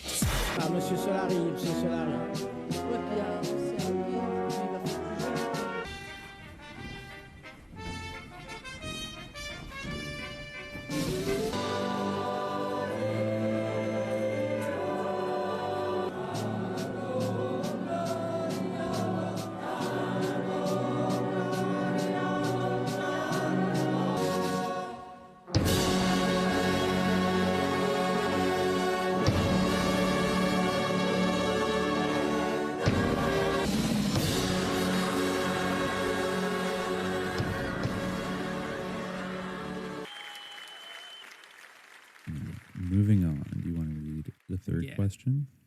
Sure. Junglist 808 on August 29th, 21 asks, question for the hosts. What are your thoughts on the book Confessions of an Economic Hitman? I haven't read it. I remember when it came out, though. I remember people saying, like, this person is obviously not actually familiar with, how these intelligence agencies work or something, which made me think, like, that it probably was right about a lot of things, but I can't rightly say because I haven't actually read the book. Yeah, I feel like we might have to, like, I could have read it for this episode, but I usually, like, don't read everything like that is mentioned in the Q&A. I hope that you can forgive me. As per the Q&A rules, we try not to read entire books to answer these questions, it's or we a wouldn't break get very for us far. from reading entire books. Yeah. I haven't read it either, but I've been familiar with it for many years, and I think it would be good to do an episode on it because I think from a glance, right? I know I've read like excerpts of it years ago. It seems to be describing something that is very real. You know, people working in like a NOC or a non-official cover capacity for either the Pentagon or the CIA or the NSA, working for like a real corporation, running around the world and doing certain things on the sly and being an economic hitman. I think it's often held up as a good kind of account of sort of like neo-colonialist tactics especially in the third world. You know, how Western corporations can go in and even if they're not strictly like on, you know, like a card carrying CIA officer, there's all kinds of things that can happen through like the World Bank and the IMF, various companies to bend a country like to their will or exacts whatever they want, you know, whether it's resources or anything else. And I think it would be good to talk about, but I'm a little bit, because also the author, John Perkins, he's popped up a lot and like, he's been on the alt media kind of circuit for a very long time, like long enough that he's kind of popped up in things by individuals that I would classify as like kind of sus. Like I think he was a big focus of the second part of like the Zeitgeist movie series. Oh yeah, which that guy, I forget what was his name. Like it's blanking on me right now, but that was a kind of sus like late 2000s. Yes, kind of Alex Jonesy conspiracy documentary. Mm-hmm. And I forget where it led at the end of the day, but it was like it led to somewhere kind of sus, basically. Right. Like it led almost in like a Q-ish like new age direction. But I don't know if that necessarily means like, but John Perkins has appeared in a lot of documentaries and stuff over the years. And I think he's given a lot of interviews. I mean, I think he's still alive. Oh yeah. I never actually, or maybe I did years ago. Like, cause I feel like this came out when I was maybe just graduating high school. Like 2004. Yeah. Or Zeitgeist came out 2000. Oh yeah. That came out in like 2007, 2008-ish. Yeah, this is funny. They dispute the historicity of Jesus, who it claims is a literary and astrological hybrid in part 1, including audio quotes from George Carlin. Yeah, it seems like stupid. It's that era kind of thing. Kind of libertarian-ish. Right. But I don't know about John Perkins also seems like he was kind of born to a certain like higher class, I guess you could say. I think he's from New Hampshire, but I think he went to like a fancy boarding school. And then let me see right here. He was born in 1945. Yeah, it's interesting that he's written about mystical aspects of indigenous cultures, including shamanism. It's just looking at him on Wikipedia. I think he might be, he rubs up against that kind of like entheogen kind of world. Yeah, like as doing well. ayahuasca. Yeah. The Tilton School is where he Touching went. the Jaguar, transforming fear into action to change your life and the world. All right.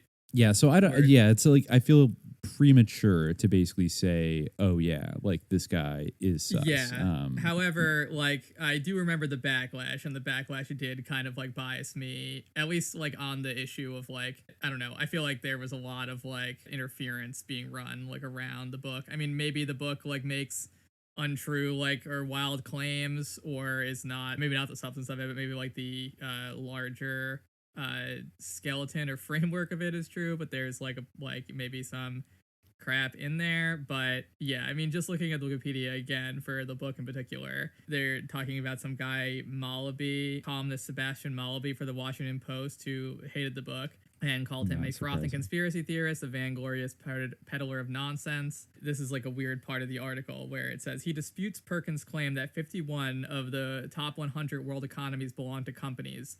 A value-added comparison shows that 29 countries are in the top 100, while the rest are companies. So then more than 51 are companies. Well, maybe those like two, it almost seems like one is supporting the other, but maybe it's just a result of Wikipedia being like written by multiple authors and someone kind of like countering that point. But the way it's written almost seems like, you know, one was supposed to substantiate the other. But anyway, yeah. Also, apparently Niall Ferguson like objected to the book, which makes me think that I think he pissed off. He pissed off. I hate Niall Ferguson. I know. Yeah, it's like Malaby was like, member of the CFR, and was like, this isn't serious. You know, basically. Yeah, and he worked for this company, Chaz T. Main, which is just like, I guess they were an energy company that ended up getting into like the nuclear business. So yeah, and that he claimed that basically under the cover of this company, he traveled around the world for decades and had some kind of relationship with the NSA where like he was able to use that as cover to like do various nefarious activities. But basically he claims that he was like working for the NSA, but like the people who he like worked for who were supposed to be NSA liaisons like deny it.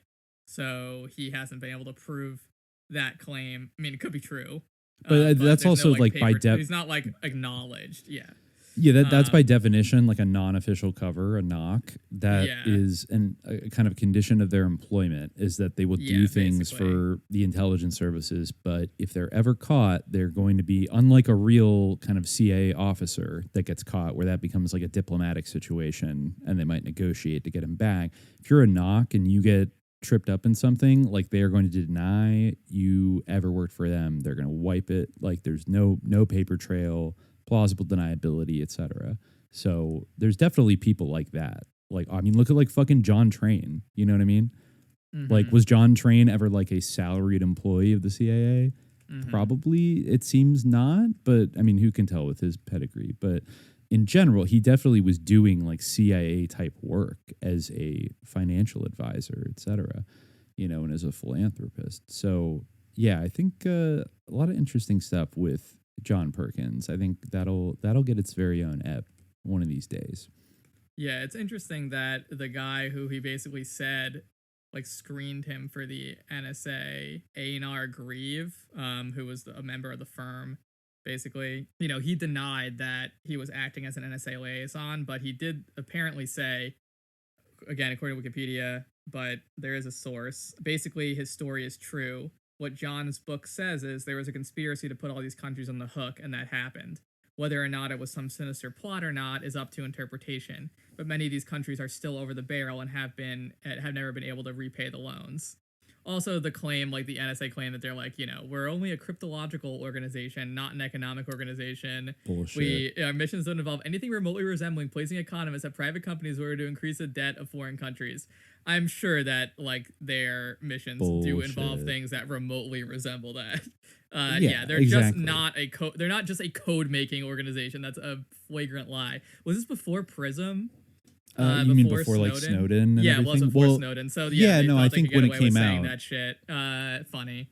That should give you an idea of like the disingenuousness of like the dismissal of that book. But again, I haven't read it, so it might be full of bullshit. Yeah, we'll have to decide like what category of whistleblower does he ultimately end up in. I think is he more on like the Philip Agee, John Stockwell side of things, which is to say, I think fundamentally like truthful and based. Or is he more like a Eddie the Friendly Spook Snowden, where I smell some NSA shenanigans with his whole game, basically. Right. But only time and research will tell. I guess we'll move on then to number 4 by Young Howler. And again, with the synchronicities here, he asked on August 31st, 2021, Thoughts on Elizabeth Taylor and the Secret Sun blog Grand Unified Synchro Mystic Conspiracy? So this is a 2-part question, right? I was a little confused by the mention of Elizabeth Taylor because I looked up. Like it's another one of these Taylor is SEO names from- that it just ruins everything. It's like Rudolf Hess. Like if you type it in, it's going to come up with one type of response, and like you can't even get a they response. Were talking about a different Elizabeth Taylor. Yeah, I guess I don't know anything. I do know one sus thing about Elizabeth Taylor, but I'm not sure this is what they were referring to, which is that she was like the goddaughter of like one of the most like aggressive advocates for Zionism in like the British government, or like whatever he, I don't remember what his role was, or even I don't even know his name at the top of his head. It was Victor something. Oh, Cazalet, Victor Cazalet, Colonel Victor Cazalet. And he apparently was the one who like encouraged her to like get into acting. It's on his Wikipedia article, actually. He has a section called Godfather to Elizabeth Taylor. He was super aggressively about Zionism. And actually, I think that Elizabeth Taylor like became Jewish later in life, sort of because of his influence, even though he wasn't Jewish. He was a Christian scientist. Like, yeah, they were all raised. She was raised a Christian Scientist, which again, I think we mentioned that once before. There's like a strange overrepresentation of Hollywood actors and actresses that were raised Christian Scientists. You don't see them pop up usually, like in a lot of prominent places. At least not anymore, but I don't know. Yeah, kind of interesting. Yeah. What's really weird is that his grandfather apparently also was like a huge advocate for like basically for Zionism, even though like Cazalet, his era was like the era of Balfour and everything, and they knew each other. But Edward Cazalet, the grandfather of Victor Cazalet, also was into the big idea of basically establishing a Jewish state. And but were they Jewish at all? No. Huh. They were just big into it. They apparently believed that although the war has held up our program as far as Palestine is concerned, in God's good time, the Jewish state will be established and will contribute as much happiness and prosperity to the Arab as to the Jew. Okay, well, that didn't pan out. He said that in 1941. But yeah, this is interesting in his sort of section about his tutelage or his sponsorship, I guess, of Elizabeth Taylor. He gave 4-year-old Elizabeth a horse named Betty as a gift, which she would ride bareback throughout the property. The Taylors asked him to be their godfather, after which he became an important influence during her early life. At one time, while Elizabeth suffered the first of many near-fatal illnesses, Elizabeth begged her mother to please call Victor and ask him to come and sit with me. Cazalet then drove 90 miles through thick fog to be at her side. When he arrived, he recalled her mother. Victor sat in the bed and held Elizabeth in his arms and talked to her about God, and soon the fever had broken. Interesting. I mean, I guess 4-year-olds are curious about God, so fair enough, but it's like a weird quote. Do we still know God said if like, that there needs to be a Jewish state? I don't know. Do we still know if this question is like actually asking about the Elizabeth Taylor? I don't know, but I don't know who else it would be asking about. Is there a woman that maybe like he collaborates with called Elizabeth Taylor that... if like you Tracy search Elizabeth Fineman? Taylor Secret Sun blog, but I don't even find him there's writing nothing. anything about the famous Elizabeth Taylor. I'm sure I wouldn't be surprised if he had, but that's very weird. It's hard to track down. Yeah, I don't know what Maybe they're referencing. he just wanted to do. Well, I don't know if there was like any kind of, but I mean that was something that I always found to be weird about Elizabeth Taylor, was that she was like a rabid Zionist.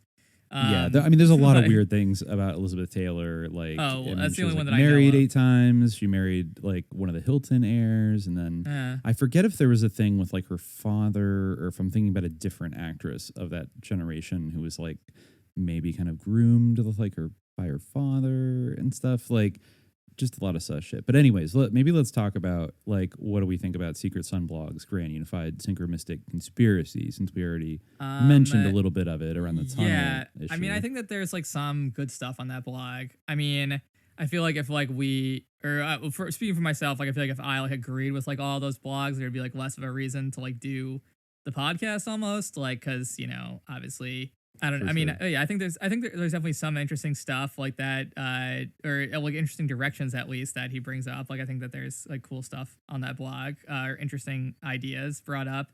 Do I like agree like with the idea that like they all like all the elites like worship the Nephilim? I don't know. Like, not necessarily. Yeah, he thinks they worship the Watchers. Yeah, who are. Right, basically the fathers of the Nephilim, I guess. Right. Yeah, but like, he's all. That's why he says the one eye symbol. It seems like he he conflates them, right? Like, or he seems like they worship giants as well, but maybe I misunderstood him. You could be right. I'm not entirely sure. Yeah, I mean, yeah, I've read some Secret Sun stuff. I know there's some Grotto heads that are big Secret Sun heads. You know, especially around I think like the Chris Cornell stuff. I think he posted a lot of things. I just signed us up for his Patreon, so I think I'm going to take a little more looks because I'm kind of interested. But I do agree with you that there probably are points of difference. You know, I think in some ways like Secret Sun, maybe I'd put him in a category somewhat with like Vigilant Citizen and somewhat with like Jason Horsley. Yeah. Where there's some areas of kind of strong resonance and like I'm really fucking with them. And then other times like some of their takes are a little bit like, I don't know about that. Like, but I still feel like there's value overall. Like I don't feel like they're ops or something. Or like it's like provocative. Like a lot of the ideas are provocative or interesting or had like interesting readings of. I mean, I almost feel like I might agree more like in a way because Vigilant Citizen's approach maybe has like actually less substance and less like ideas per se. It's just like, look at this is sick. Like, and so like, therefore it's like, yeah, I agree. But like, there isn't really like a, analysis per se being forwarded other than like they're drinking blood or like something like, something like that. True. It's like, yeah. I think Secret like, Sun and Horsley both go a lot deeper than that. Yeah. So that's like something that is, but it's a very different type of vibe, but like it's easier to agree with like just like, a blanket statement of like, this is sick. Like, whereas, with the particular analyses, like I might have like, like for instance, like saying like, oh, this is an obvious allusion to Kenneth Anger, where it's like, well, maybe, but it's also like a common filmic trope that like, is much older. That type of stuff. That's true. Yeah. Like, it doesn't, it's not like a smoking gun. Like, oh my God, you never would have had that idea if you hadn't if you weren't obsessed with Kenneth Anger's movies.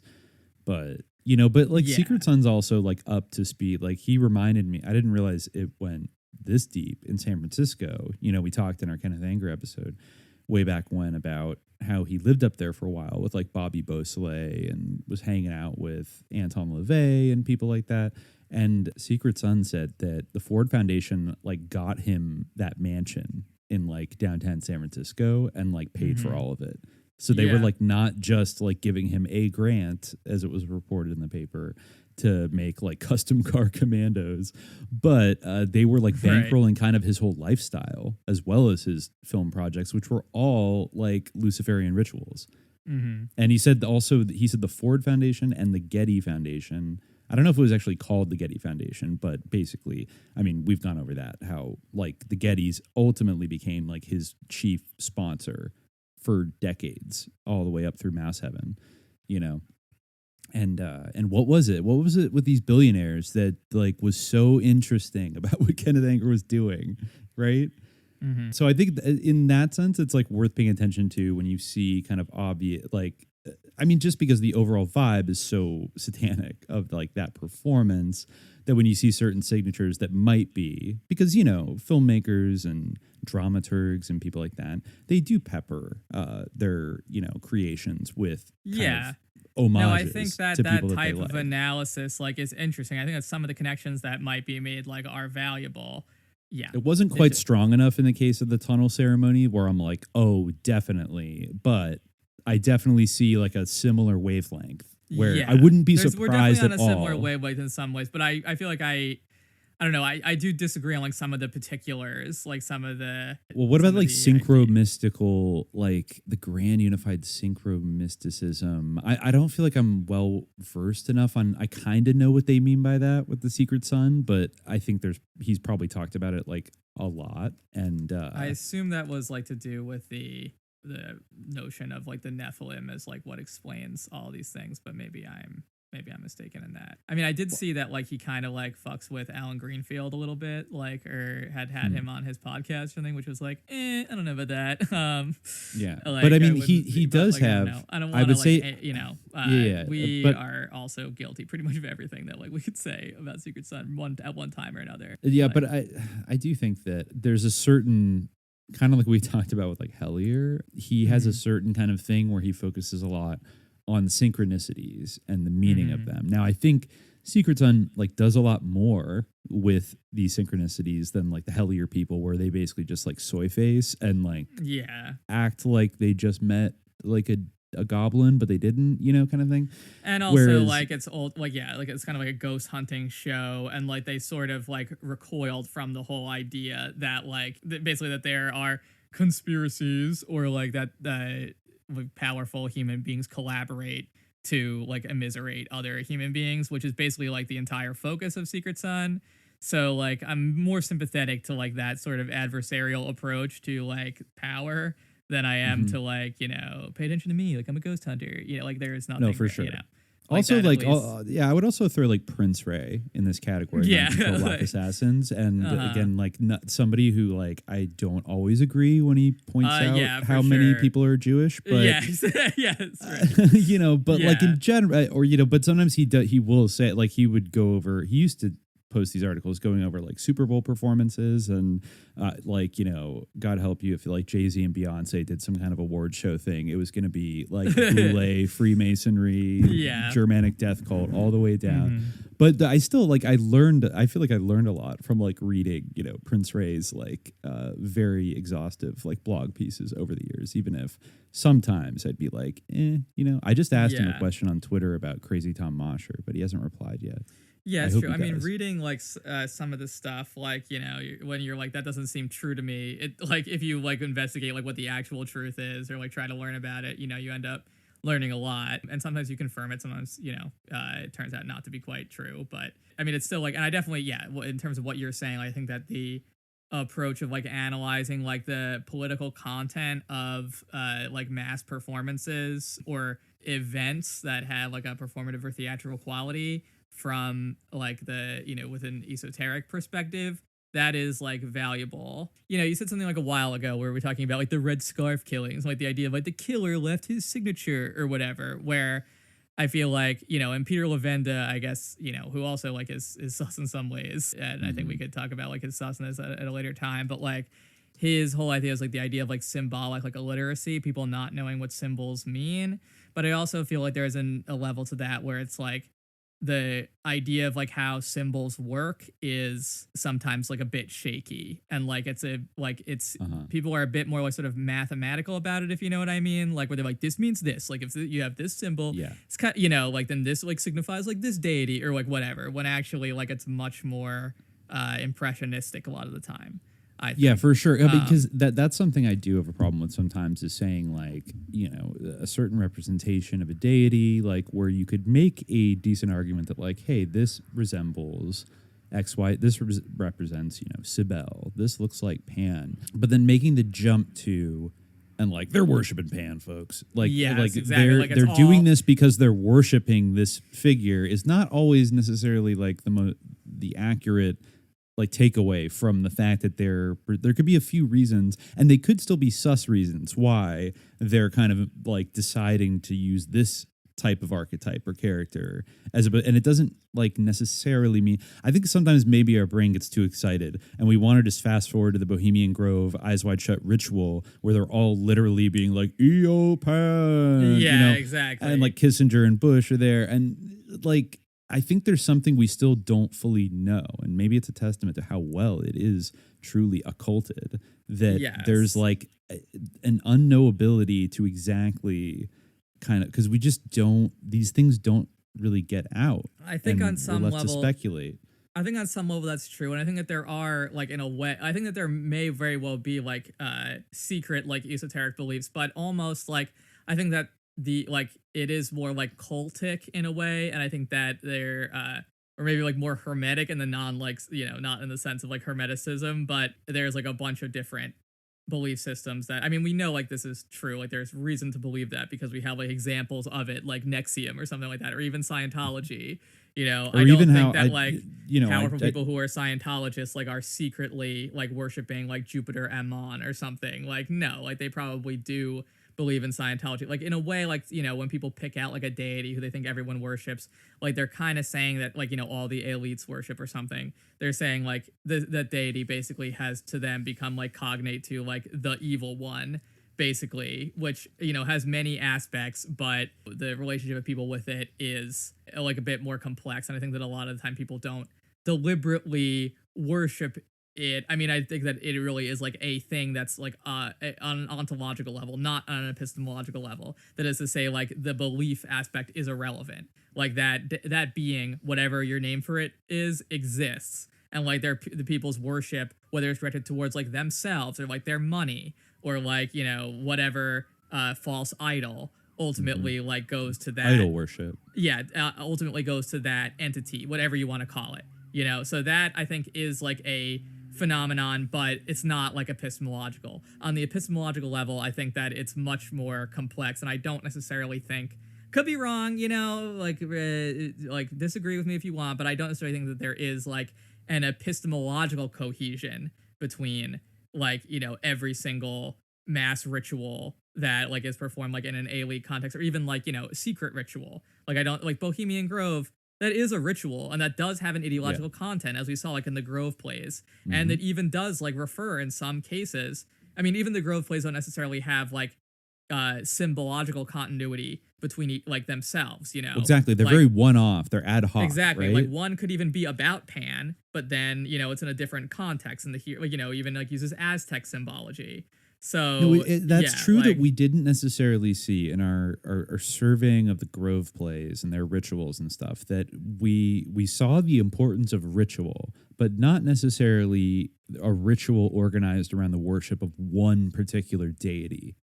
It was like it was like an ensemble cast of like spooky, sus, deity, mythological figures that they kind of worship, from like Minerva the owl to Pan to like maybe some Greek gods. Like they didn't really worship the owl though, because that's another thing. Like the owl, or the sort of winged demon, which is Care, took like many forms, and really like a lot of the time, like those plays were about, like, you know, the hero of those plays was God, you know, was like, you know, the Christian God, like superficially speaking. He might have had like an alignment with, you know, paganistic figures, and it was kind of like a very episcopal type of thing. But and I mean, those were plays from like, you know, the earlier period of the Bohemian Grove that we talked about. So like we don't know like what they are today. I imagine they're much more secular, in fact.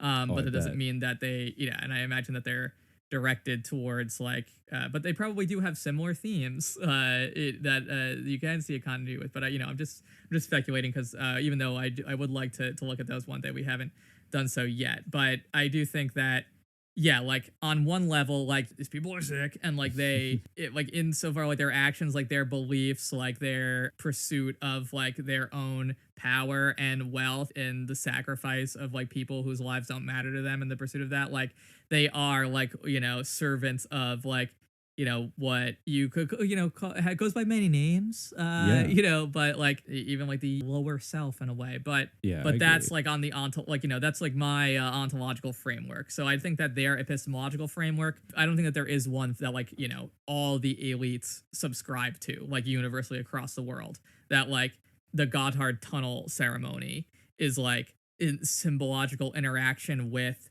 well, I don't want to say symbological interaction. Like, I don't want to say they're not in symbolic conversation in a way, because like sort of mass rituals, like the world, we do live in a globalized world, and there is like symbological exchange, but it's not like sort of carefully managed system performances by one cult, I don't think. It's much not more worldwide. Loose. It's much looser than that. Yeah, it's not like the Klaus Schwab is writing like, and then this happens, and then this happens. Like, this is for Dubai. This happens. This happens. This is for Sweden. It's like, it's not.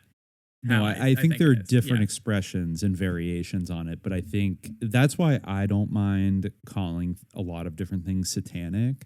Yes. Because it's less about like the actual figure of Satan. It's more that it's just a kind of a catch-all term for like the dark idol that one worships, like, and even if it's in the form of like you worship money, you worship power, it's like secularized in a way. Exactly, it's still kind of satanic. I believe in the ontological reality of shaitan, which is discussed in the Quran, and like so to me, like when people are like, no, I don't worship Satan. Like, I just like I'm just like an atheist. It's about like liberating myself and like do what thou wilt or something like that. Then like that is like saying, I don't know, like I don't drink pee, like I drink my urine or so. Like it's like.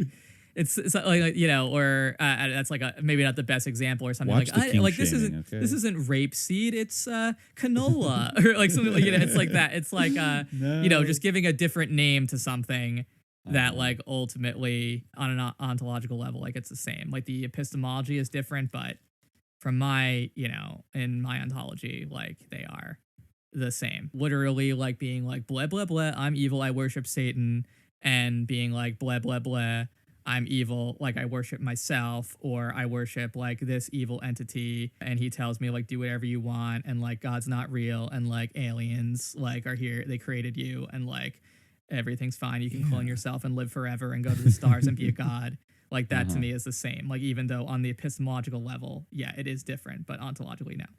Yes, exactly. I guess last thing I'll say, just like I talked about in Liberia, there were politicians that were tried and executed for doing demonic rituals and like human sacrificing people to get political power.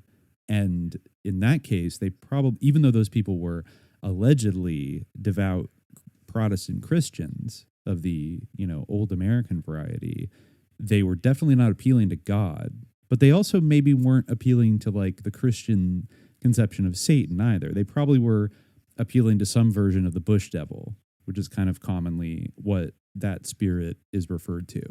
If you're going to, I mean, not just people who do human sacrifice, like believe in the bush devil, but like if you were going to engage in that fringe behavior, there are a lot of different names depending on what tribe you come from and what region for that spirit. But at the end of the day, it's basically a satanic ritual because you're murdering somebody and like eating their heart. There's nothing that prevents you from doing a satanic ritual. Like I think that it's I mean again, like Christianity is different from my religion. However, in both I would say, especially in Christianity where like being dunked in some water makes you ontologically Christian, you can't get out of it, which I think is true even in Protestantism, but certainly in Catholicism I believe that's true. But you can totally be Christian and worship the devil. Like I think that, in the Salem witch trials, for instance, I don't think that anyone thought that those people were women and men were not Christians, but that they had made like a pact with the devil and like entered into like his service. Like I don't know if they thought of their Christianity as being like voided. And same way you can be like a Muslim and you can believe in God, but you can still do like a demonic ritual if you like chose to do that for whatever reason. Like Muslims, like the same way Muslims sin, like knowing it's wrong. I can't really enter the mind of someone who would do a demonic ritual, but some people like can justify to themselves. I mean, I think that people generally believe that like eating the hearts of like people who you murder is wrong, but that's like a pretty common moral principle. So like people who do that know that it's wrong, but they justify to themselves like in some way. But yeah, I think there that must be some way they justify it.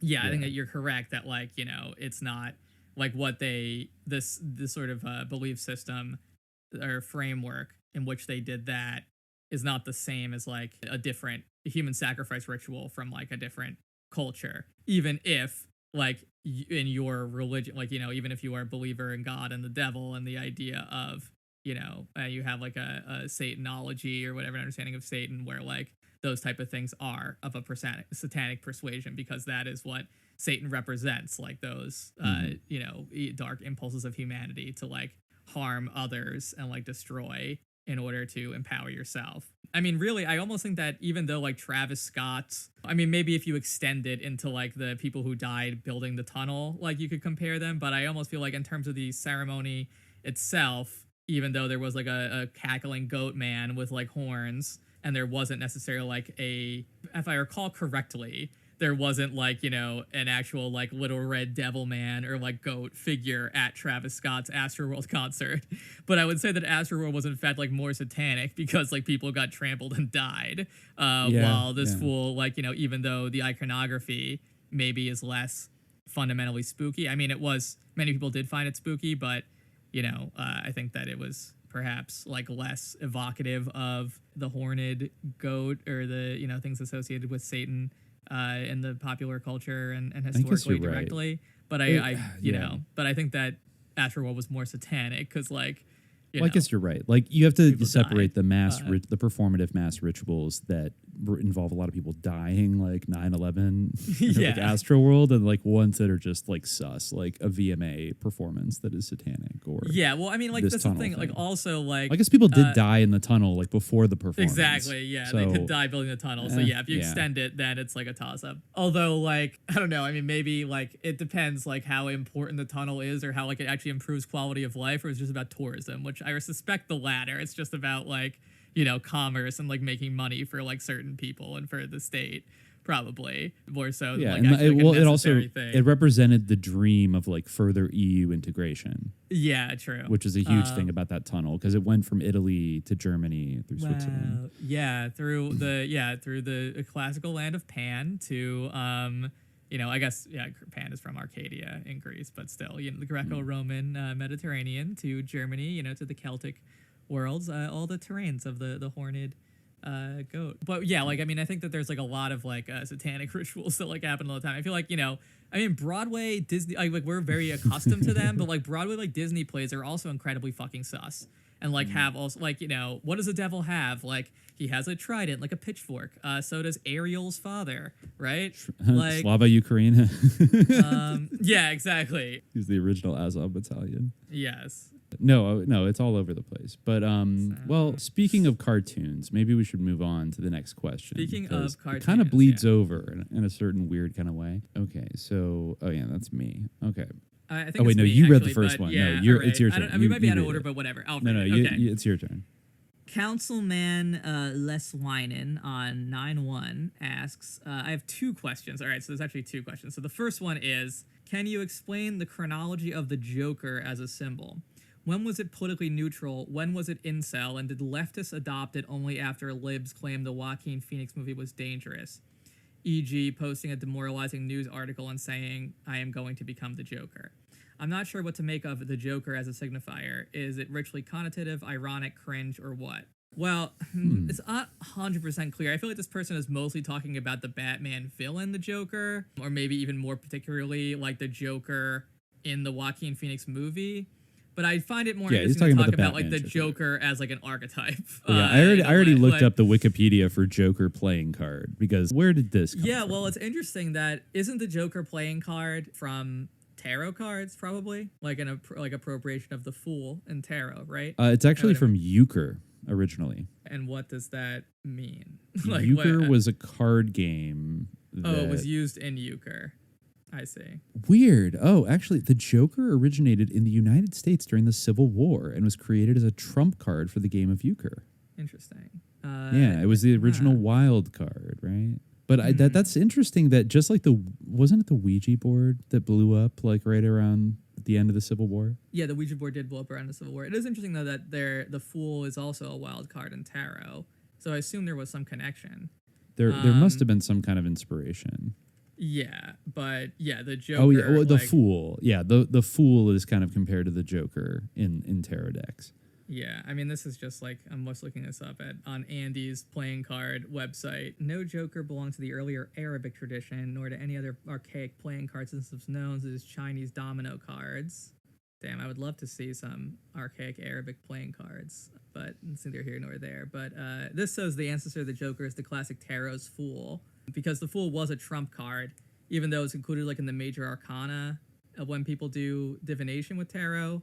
I think in the actual game, it's like kind of has a Joker type function where it's like a wild card, I think. Again, I'm not an expert on the game or even really tarot divination, although I know more about the latter. But yeah, well, according to the Fool tarot card, according to Wikipedia, in decks designed for playing traditional tarot card games, it is typically unnumbered, as is not one of the 21 trump cards and instead serves a unique purpose by itself. Citation needed. But I assume that you wouldn't lie about that. But anyway, so yeah, the Joker card, I feel like that is maybe where the Batman villain's name comes from. But I mean, like, jokers and jesters, really, if you look at like the picture of the Italian Joker card on the Wikipedia article, like the Jolly, that's like, a Harlequin, right? Like, which is the Harlequin in like Commedia dell'arte, or the Jester's Motley. That is basically like an evolution of like the role of the devil, like in liturgical drama, like the sort of Harlequin clown, which even Joker's girlfriend is named Harley Quinn, right? Oh, yeah. Which is a reference to the Harlequin. And the Harlequin kind of did evolve in its role, like in Commedia. There's like some other like precedents, but I think that even in like the Roman plays, like the sort of Plautina and Terentian comedies, you have like kind of the Pseudolus, but he's not really like the Harlequin the way that you see him in the later Commedia, like in the sort of late medieval Commedia, I don't think. And that I think does come more from like the sort of role of the devil in liturgical drama, or in some, because he's like, a trickster and everything. He's an archetypal trickster. Yeah, exactly. Basically.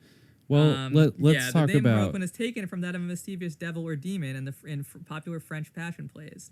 There you go. Yeah. Alechino, a devil. But anyway, yeah. Well, let's talk about the Joker, because. Well, I think that the Joker is a development of that tendency, which is the sort of clownish aspect of the sort of devil character. I mean, Joker's an evil clown, so yes. I feel like that sort of evil idea is like embedded inside like the Harlequin that becomes like the archetypal clown.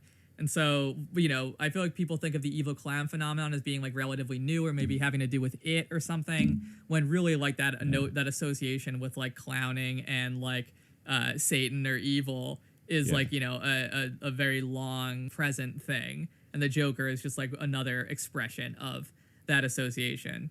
So I think, but in terms of like the Batman villain Joker, have leftists adopted the Joker? I think it's just funny. Some people when I first saw that meme, I am going to become the Joker, it was associated with a picture of Joaquin Phoenix. And I thought the joke was, at first, just that it would be funny if in the movie, like, Joaquin Phoenix is an on-the-nose line.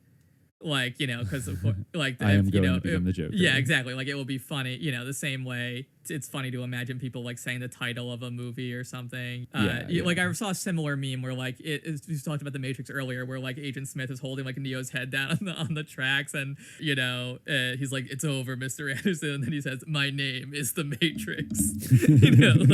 I thought it was like a joke in the same type of genre as that. Like, it might have been, but then would be funny if it were on the nose. But yeah, then people quickly turned into a meme. I think it was. I think kind of around like the sort of like Chapo orbit of Twitter, of like dirtbag left Twitter. I think the Joker became Joaquin Phoenix's Joker. I remember that became a symbol. I didn't hear the episode, but I remember hearing that Matt Crispin said the movie Joker had quote unquote perfect politics, which I was like, that movie had politics, like it was sorry, it was excuse me, it was that was I'm sorry, I'm sorry. It was a very dumb movie. I thought it sucked. It was very bad. I like the fact that people like simped for it. I think that there actually was kind of, to get to the sort of a question of like what were the politics of the Joker. I feel like almost, I think that this person actually is right, that because there was sort of this idea that like there was going to be a mass shooting at the Joker, that made people pretend the Joker was a good movie. Was that similarly to how people hate Marvel movies, so that they become campaign? Maybe it's similar to the way that like people hate Marvel movies, so then people pretend that the DC movies are good. Because they're like hardcore and like for grown-ups, kind of. I don't know what the That's definitely what they're going for. I think it's just because Marvel or like it's more. I can't even get into the mind of someone who is like saying like, oh, Zack Snyder's movies are good or something. But Joker signaled a new direction for DC, where they've repeated it with this new Batman movie that came out, where it's going to be like one-off, kind of more prestige-y, adult-oriented. But I don't think that that's going to be a one-off like the Joaquin Phoenix movie, because they're definitely going to have a sequel to the Robert Pattinson Batman.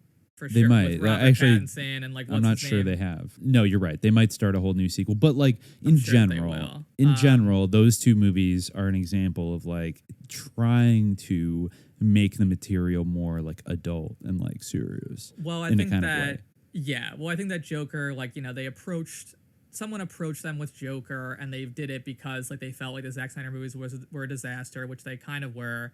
Although I guess it was partially Joss Whedon's fault, who also like sucks enormously. So they were kind of in a liminal period at the time where they weren't sure, but they wanted to keep pumping out these movies because people will see them, and they're very like. But I do think that ultimately they want to have like the DC universe, like where Robert Pattinson Batman meets Superman and like all that stuff. They tried to rush it because they were so behind, and that Yeah. didn't work because like, you have to lay the groundwork, I guess, as you do in any kind of story, whether it's overarching or not. But whatever, I feel like that was basically. But I think that the Batman Robert Pattinson thing, they're gonna try to run with that, like for sure. I think. probably Which will. It another did movie that well. I thought was so like bad. I laughed so hard in like the end of the opening scene where like somebody tells Batman like, after the mayor's dead, like they say that the kid found him, and then like he's looking at the kid, and then Nirvana's Something in the Way starts playing, and it like cuts back to like emo Batman. It's so fucking funny. I did appreciate that. It was like an element, like it was like, it was sort of like a diegetic element that Batman puts on eye makeup.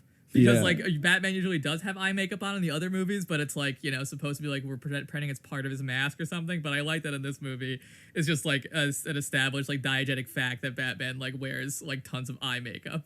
Well, because he's so similar to the people that he hunts and stuff. Yeah. No, it was like, it wasn't the worst thing ever, but Batman still, like, kind of was actually like almost playing to the narrative around the Joker movie because like the bad guy ended up being like inspiring a bunch of like incel mass shooters, sort of a spoiler for like a shitty movie that I can't endorse seeing. And on top of that, like, really I can say the R word because I have autism, so it's really okay. Although I do apologize for saying it. I try to avoid it. That was just a reflex. That's just how like awful I thought that Joker movie was, and I just get angry because like people like trick me into seeing these things. Like I listen to these people on Twitter who are like, this like slop was actually complex, and it's like, no, it wasn't. Anyway. Yeah. Well, anyways, yeah. But I mean, okay, so Joker has kind of gone. I mean, we also have to bring up like a little bit before. It might be easy to forget now, but the Joker already had like a cycle of hysteria around him, around 2012 because of Heath Ledger's twisted, iconic rendering of the Joker. But then because of James Holmes, the Aurora shooter, who dyed his hair like pink or something like that, like fuchsia. And there was always a weird, it's very odd because it was the Dark Knight Rises shooting, which, didn't have the Joker in it, but still was a Batman movie. And he did that. And there was the rumor right after it happened. Was the Dark Knight Rises? I thought it was the Dark Knight. No. It was the Dark Knight Rises because it was like 2012 or whatever. There was that rumor that ended up being debunked that he was telling people after he was arrested, I am the Joker. Right. But then later they're like, no, he never said that. So it's very odd. But people almost thought that like, oh, this guy, there was, I think, a little bit of a panic of like, oh my God, like this guy like wanted to be the Joker. And like, that's disturbing. And like, I don't know, like he was inspired by Heath Ledger's rendering of the Joker, which really, if you look at that movie coming out in the mid 2000s, the Joker is really kind of refashioned almost as like this absurd, like Osama bin Laden type character, like a total nihilistic terrorist that, and the core of his terror. I remember people saying that he converted to Islam in prison. I remember people saying that. Wow. Yeah. Wow. Well, and so that was kind of around, and maybe that laid the seeds a little bit so that when the new Joker movie came around, it really was ridiculous how much people hyped. Like the U.S. Army sent out memos that's like, attention, like extremists known as all caps incels, like may be planning a terrorist attack at the Joker screening. That was just fucking weird. But then you're right. Like Joker took this turn and suddenly, because I guess the movie was really just like a rehash of like Taxi Driver and The King of New York or The King of Comedy. But like he got coded as kind of a character that was just, I mean, that term popped up on Twitter and became kind of popular for a while, becoming Jokerfied, right? Right. And it didn't mean anymore that you're going to become like a white supremacist, like incel, like mass shooter. Well, it just meant that was sort of like the joke of it, that like you're gonna snap and like you're gonna go crazy and like do something. I feel like that kind of was like almost the implication, almost like that you were gonna be like the Joaquin Phoenix Joker, because that's where being Jokerfied like really came from. And what does the Joker and think about it? What does the Joker do that maybe was like subliminally appealing to a lot of like leftist type people in 2019? He shoots like the smug liberal talk show host like in the head at the Yeah, end. exactly. Which maybe that's why the people like blue checks in the media found it so triggering, because it's like if the Joker like stood up and like shot like Stephen Colbert in the head. Yeah. It'd be like that was like very triggering for them. The other meme of like I'm tired of pretending that it's not. I mean, I feel like that's a very resonant thing. Yep. I mean, there's many like compelling memes from movies that are ultimately just like vapid. But yeah, I mean, everyone is tired of pretending something isn't something in their lives. So, well, yeah, it isn't. You still see those memes like pop up to something, but it is interesting how because I feel like in 2016 you would be much more likely to find like a 4chan Nazi or like a MAGA person be adopting the images of Joker, like adopting Joker memes and things like that. Yeah, if they're using them politically at all. A lot of people were just shit posting with like Jared Leto Joker for a while. That was a phase. And also, I mean, Jared Leto, incredibly sus, like owns the Lookout Mountain Air Force Base. Very sketchy person. Now, I mean, the Joker is like this sort of this egregore, this tulpa in our culture, probably one of the most recognizable fictional creations, like almost up there with like Mickey Mouse. You know? Yeah, I mean, Batman as well. Like our culture is very obsessed with Batman, which is one of those things where like, similar to theatrical performances or social media in some ways where they have like or the internet itself, like there's a veil of superficiality, but like they're also like very powerful and very determinative, like for whatever reason in our culture. Like, I mean, even I watched that Batman movie, like kicking myself. I mean, I did also watch the fourth Matrix movie, which also, as I was telling you off the air, made me upset, because I was like told, like, I listened to people on Twitter who were telling me that it was worth doing. So there is like this powerful hold for whatever reason the figure of Batman and the Joker have on our culture. Even like Nick Pizzolatto like begging Disney or Warner Brothers or whatever to hire him like for free to write his Batman movie where Batman fights God. Like there's for whatever reason people find it very compelling. I didn't really realize it, but when you put it this way, it drives the point home that two different actors have won Academy Awards for portraying the Joker. Who was Joaquin Phoenix won for the Joker, huh? Yeah, I didn't realize Heath Ledger won posthumously for supporting actor.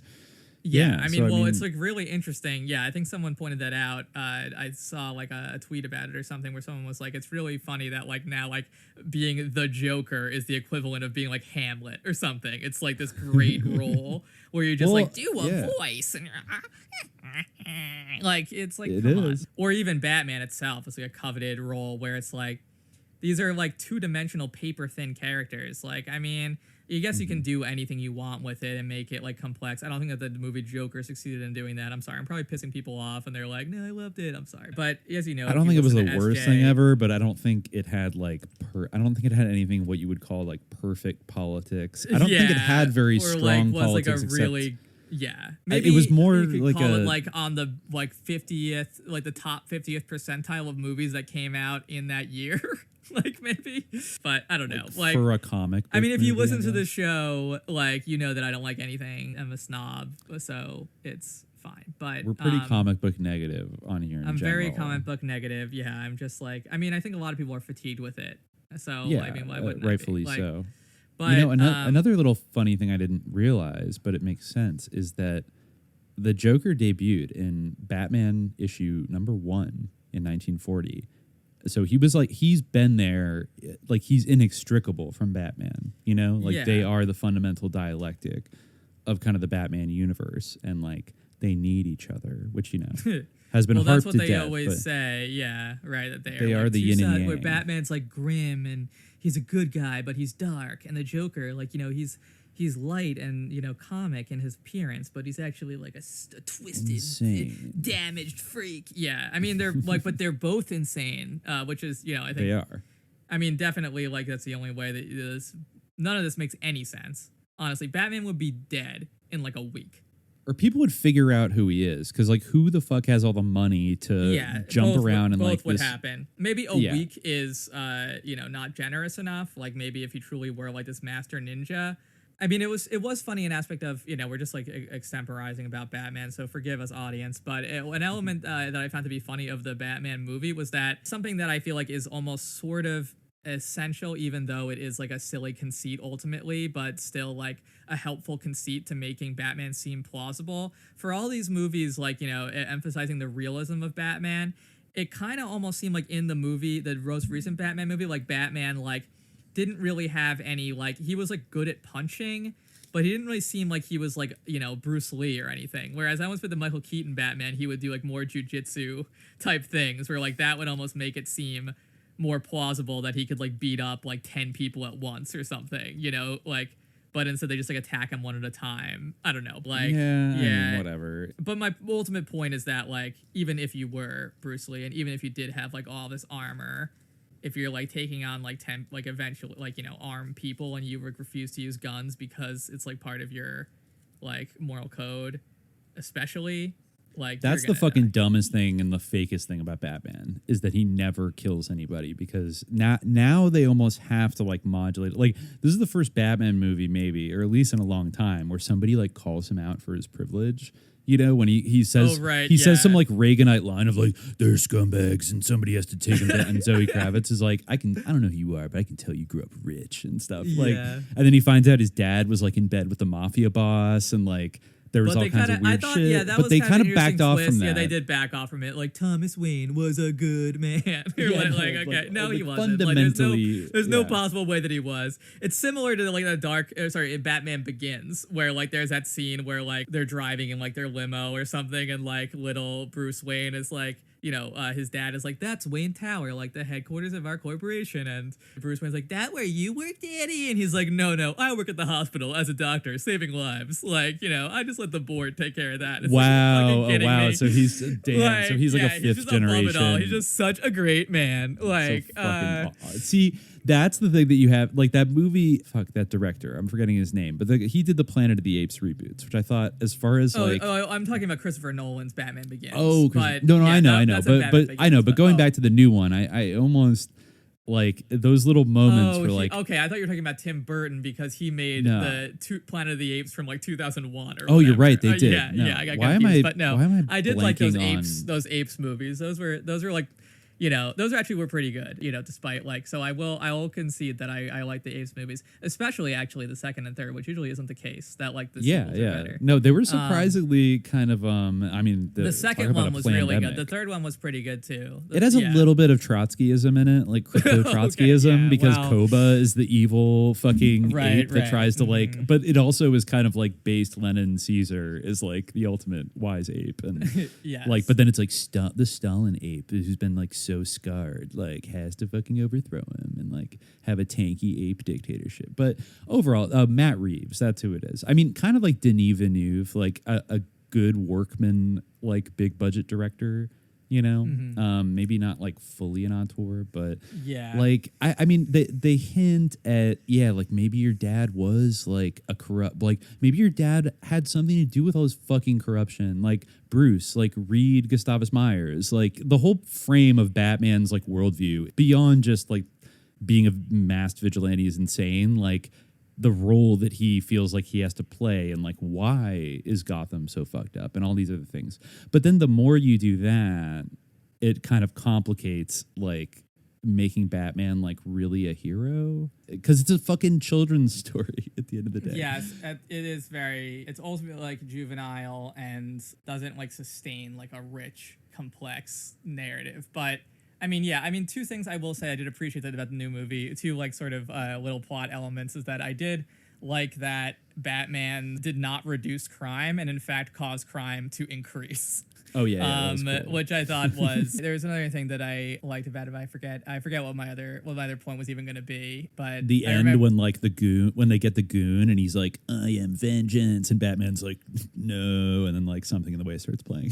They love to play Something in the Way. Yeah, I kind of love it. I don't know why. It was but funny when Batman decided to spray paint the floor of his house in order to map out like the conspiracy. It's like, get some corkboard, like you're rich, like you don't need to destroy the floor of your house. Well, he is I guess truly he's so like, rich that he's like opulently wealthy that he's gonna be like, Alfred, like get some paint and like redo the floors. Like I use them for a conspiracy map. Like what if someone came over, like I have to say, I like Robert Pattinson, and like he could do probably a better job than most of conveying like the deep mental illness of like this Robert Batman. Pattinson like, is good at being like sick people who hate themselves, but like Yeah. who are like for some reason like revered by everyone around them. His role as Edward Cullen in Twilight definitely prepared him for like that. equally attractive and like dangerous. Yeah. Yes. Anyway, so that was a long digression about Batman, as I anticipated might happen. But you know, Batman, I almost feel like is more complicated to unpack. Like, I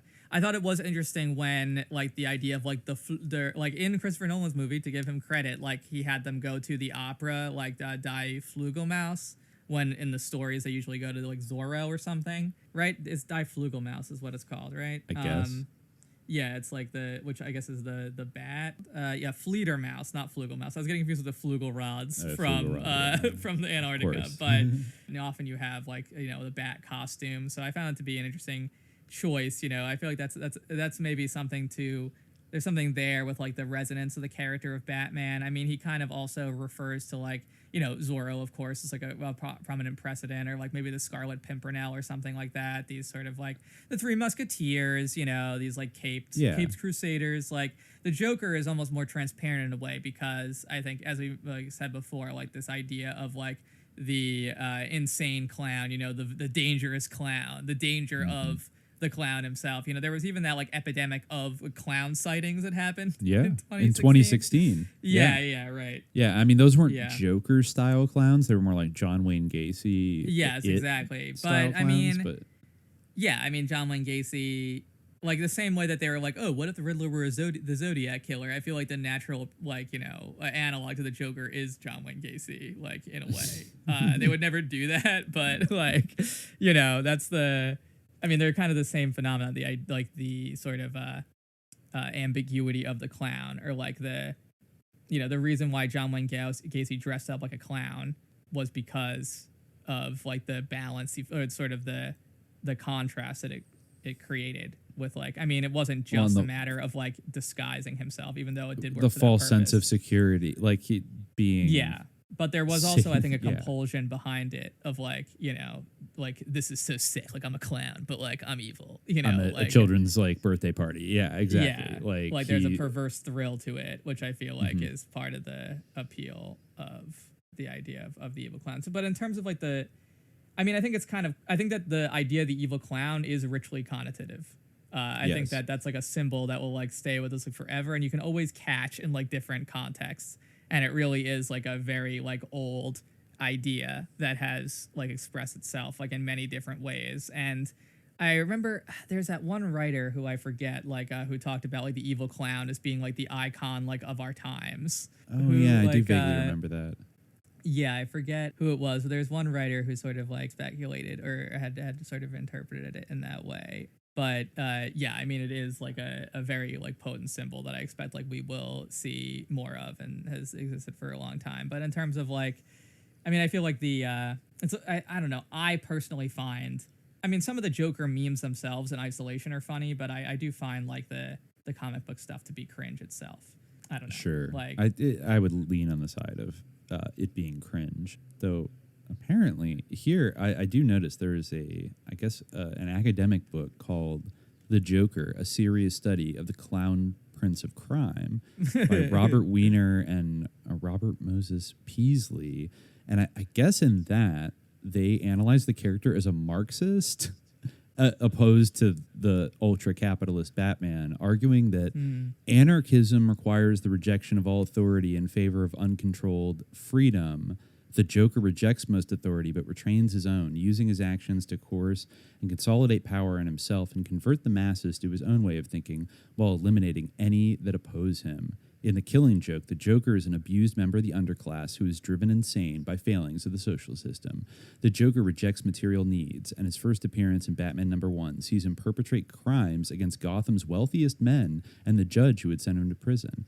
Batman is wealthy, yet the Joker is able to triumph through his own innovations. Okay, I would have to take... that paragraph started rather than the typical anarchist interpretation others have analyzed him as a Marxist, arguing that anarchism requires the rejection of all authority in favor of uncontrolled freedom. Oh, interesting. So these people are saying... But I also feel like to your own authority if you're a psychotic clown whose view of the world doesn't cohere at all and is based on like, you know, like poisoning people or like making all the fish look like Joker fish or whatever the hell. Like, I mean, also the Joker like varies a lot like between like different interpretations, you know, like.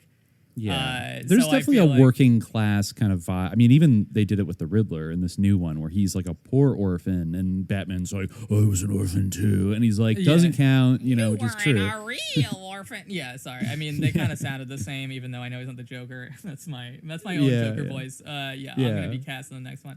Yeah, I don't know about Marxist though. That might be a little bit of a stretch because he is kind of the ultimate anarchist. A slur against Marxists almost because like ultimately the Joker is like a maniac who wants to like commit murder and just kill people wantonly. Usually kills his own underlings, which I guess makes him just like Stalin. You know, maybe that's what they're thinking. Yeah, of. Exactly. Yeah, he just like murders everyone who works for him. But he is kind of like a radical the Joker, individualist. Like will do it like just for fun. You know, like he'll just be like, like you know, bang, you're dead, and like just shoot like a random person. I mean that's what. Whereas like that's what Beria Stalin used did to too. do. Yeah, right, exactly. Yeah. If you read Simon Sebag Montefiore, Beria would do that every day. He had an electric buzzer that actually electrocuted people, and he would shake hands with them and be like, "Well, how about a handshake, comrade?"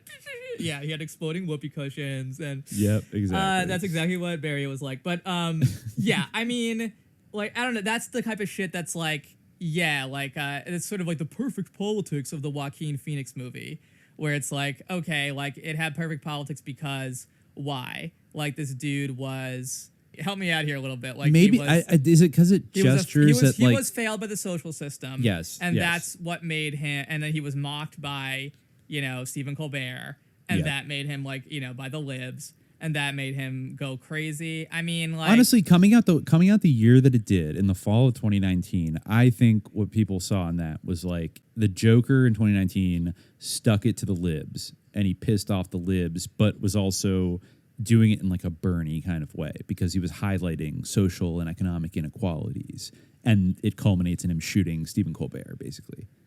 So it was all about owning the libs, like in the Democratic primaries, and the Joker became kind of like this confused avatar for that a little bit. Like, Robert De Niro kind of represented like Pete Buttigieg, like Liz Warren, like Joe Biden, all these people. And I guess. Yeah, I mean, although I feel being like it's charitable. I feel like it's not really fair to compare the Joker to Bernie because Bernie is ultimately like, I mean, you could critique Bernie for being like ultimately a sheepdog and like an ineffectual old man who mostly like talks and gives stump speeches. Sorry, not Bernie, but like the archetypal dirtbag Bernie bro, like in Brooklyn or something. Or, well, I mean, really, like I have to say, like if you really were going to compare the Joker to someone, like he would be more like a. I don't know, Trump. like he would be a Trump card. He would be a Trump card. Yeah, well, he would be like a mass shooter. Like, I mean, he did kill someone for mocking him, which like is mean, but like not really, like that's not what you're supposed to do. I don't think that is a justified response. Well, remember then he starts a riot. That person wasn't guilty. Yeah, right. He starts a riot. Yeah, and then like. Yeah, I mean, well, maybe Thomas that's Wayne, the idea maybe that that's Thomas the Wayne critique. is like guilty, but like, that's what's the critique? Well, the critique is that, or this is the critique that I feel like it maybe doesn't go far enough, is that at the end of the day, he does this great revolutionary act. He does propaganda of the deed by assassinating a lib blue check comedian on national television and starting a riot of like copycat artists to like burn down the city. But it's really like he's taking out his rage, much like many kind of currents of the dirtbag left. And I understand why they do this.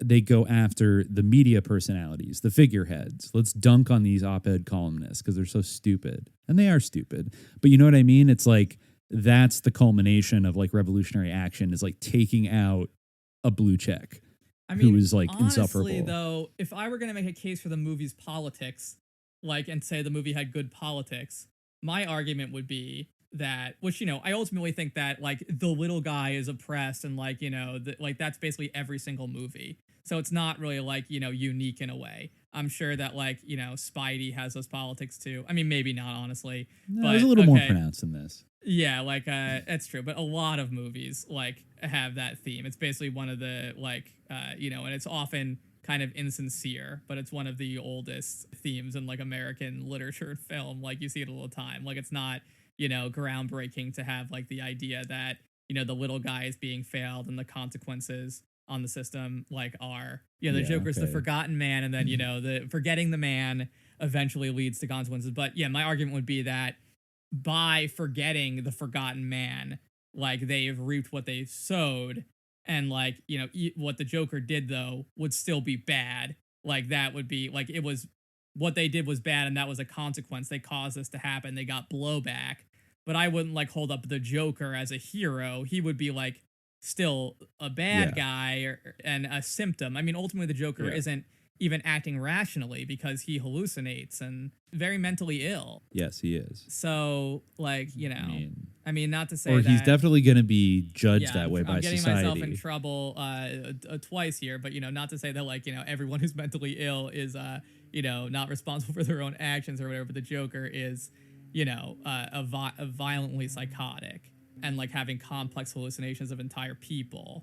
So, yeah, I wouldn't say that he's, like, a role model. If anything, it's like a cautionary tale. Yeah, he fits the historical archetype of like the tragic, deranged, like lone gunman, political assassin. Yeah, I mean, right, of course. The Joker was, I remember that aspect of the movie too, that it was like supposed to be the 70s, which is funny because like I guess the justification for that would be like, oh, you know, and then the present day Batman's going to be an adult or something because Batman's a kid in the movie, but the Joker would be like 60 or something when Batman was I guess if like you compare it to like Jack Nicholson, then I guess these things are all flexible basically, but yeah, maybe. Yeah, but anyway, like that was another aspect of the Joker that like, you know, really underwhelmed me about it, was that it was like so unique. Like there's never been a comic book movie like this, but like only because there's only never been a comic book movie like this because it's ripping off a bunch of movies that weren't comic book movies, like shamelessly. Scorsese. Yeah, exactly. Yeah. Like, so it was kind of just like you know, Taxi Driver, King of Comedy, doing these like retreads. So it's just like, all right. It's also interesting that Joker movie was made by Todd Phillips, who I think came up in our punk episode as the, like, I think as his like NYU thesis film was the Gigi Allen documentary. Oh, interesting. I remember like hearing his like quotes about the movie, giving himself a pat on the back about like how much he subverted Warner Brothers, the comic book film or whatever. Well, it's just the Eternal March. It's the DC version of the Eternal March towards extending this kind of entertainment well into adulthood by making like a hard R comic book movie. Yeah, cool. It did accomplish that. So well, there's already Deadpool. Talk about like a wacky guy. God, I fucking hate but Deadpool. Yes. Yeah. I mean, like, I can understand. I mean, I wouldn't say, like, you know, I could never bring myself to a point of praising the film The Joker, even its politics. I would never, like, you know, praise it, even though, like, I don't think that its politics are necessarily offensive. I did kind of see, even though, like, I don't think that it was deliberate or, like, this was really, but I did kind of see what some of the, like, lib think pieces were saying about it, because it was interestingly conspicuous that the Joker was, like, persecuted by black people, like, exclusively for, like, the first half of the movie. Like, in 2019? Yeah, it is true. You know, I don't think that was deliberate or anything, or that, like, you know, it was actually, like, about race per se. I mean, but it's hard to miss. It was weird. Like, a bunch of black teens, like, beat him up and steal his sign. He basically he was victim of the knockout game, and then like he was victim of the knockout game, and then like he smiled at like the kid of like a black mother, and she snapped at him, and he was just trying to be nice. It's like interesting, all of his, like, sort of antagonists. It's an interesting mirror opposite of like every single Batman movie where he only conspicuously beats up like white goons from like the 1940s. Yeah, and his parents are killed by like the only like gangster, like 1940s style, like the ultimate we don't like silk toppers villain. Yeah. Yeah, we don't like, yeah, exactly. Joe Chill. I mean, because if you had Batman going around, it is interesting to think about. Like, if you had Batman going around beating up just like the demographically representative like population of, say, like Chicago, it would hit a little bit different. I think we could say, especially right? if he's focused on petty criminals. Exactly. Like or like, you know, like drug dealers or something. Like basically Batman Low is like level. fighting the one-man drug war. Like of all things, you know. I mean, I guess in the new movie he was looking for a serial killer. Yeah, it was more like hunting the Zodiac kind of thing. You know, like a lot of the time he was kind of like defending himself, really. Like, you know, it was like self-defense. But I mean, he made himself a target by going around being Batman. But like, Yeah, and the cops hate him in he this also, one. yeah, well, but they also like kind of like they tolerate him a lot, and they like invite him into the crime scenes and everything. It's like kind of weird. They do. They complain about it, but like you can't help but notice, like, you know, that one car chase scene, which, you know, it's very, very. I find it very, very hard to like. I feel that it's very hard. It must be to make a good car chase scene. Not that I've ever tried to direct a car chase scene, but like I just certainly find that most car chases are incredibly boring, and this is no exception.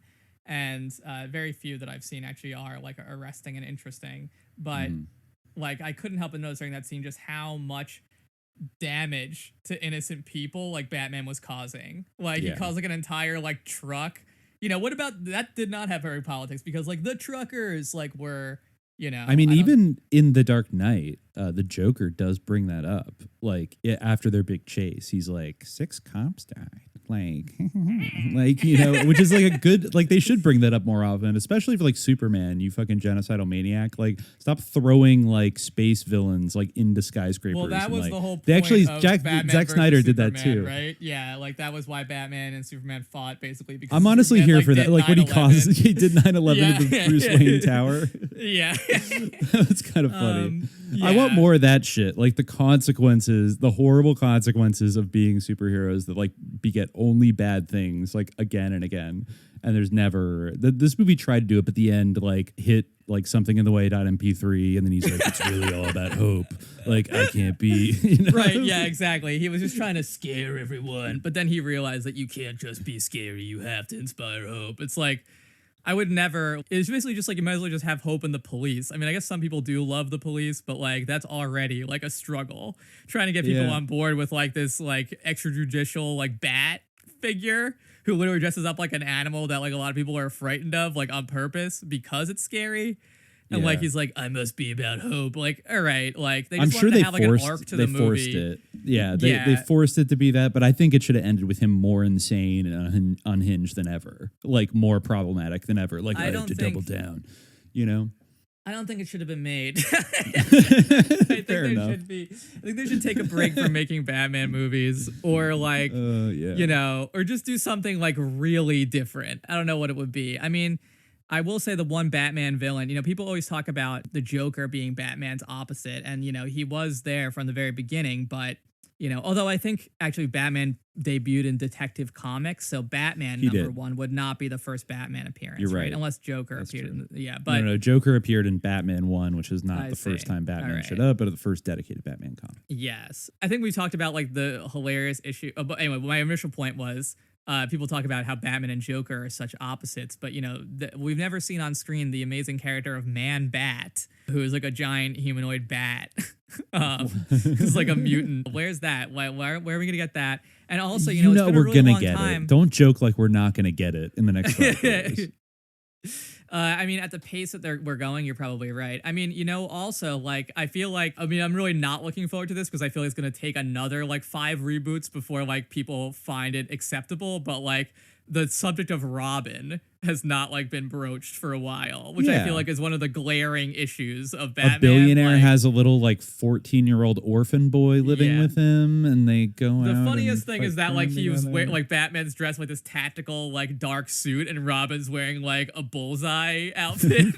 Like, it's like, you know, just in case someone gets, like, a lucky shot off, like, make sure they hit Robin. And it's problematic. Like, his ward. It's very problematic. It's weird. And, like, how old? Like, he's the boy wonder. Like, that is like Walt Disney. He's like, I just want to build a home for the children. I never had a childhood. Yeah, it's weird. I mean, yeah. I'm sure this will come up again because, like you said, we're probably gonna get 5 more Batman movies. I do think that this is not gonna be standalone. They're setting it up. Colin Firth's gonna come back and he's gonna be like, you know, I'm the Penguin. Blah blah blah. Is it Colin Firth or Colin Farrell? I don't know. I guess it was Colin Farrell if that's who you think. But I got psyop because it didn't look at all like fucking. He was wearing it is Colin Farrell. It didn't look at all like that. I don't know. Yeah, he didn't look anything. He didn't look like him. He didn't sound like him. He's coming back, and he's gonna waddle around, and he's gonna be sick.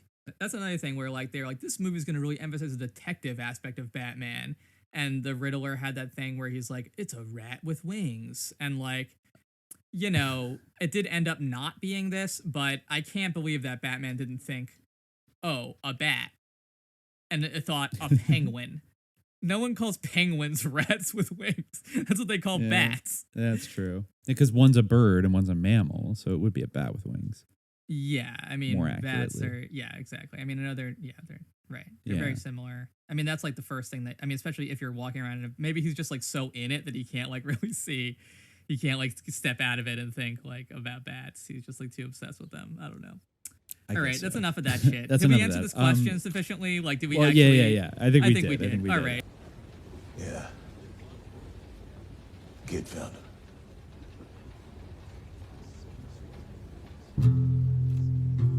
Was there anyone else in the house when you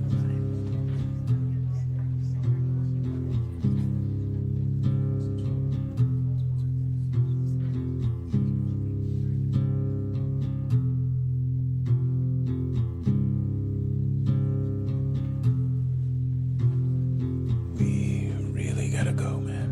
Underneath the bridge, Tonight, a son lost a father, a wife lost a husband, and I lost a friend. Mayor Mitchell was a fighter for the city, and I will not rest until this killer is found. This was a truly senseless crime. And we are actively pursuing every investigative lead we have in order to identify I wish I could say I'm making a difference, but I don't know. Something in the way. Murder, robberies, assault. 2 years later, they're all up. And now this. The city's eating itself. Maybe it's beyond saving, but I have to try. Push myself. Something in the way. Yeah. Something in the way.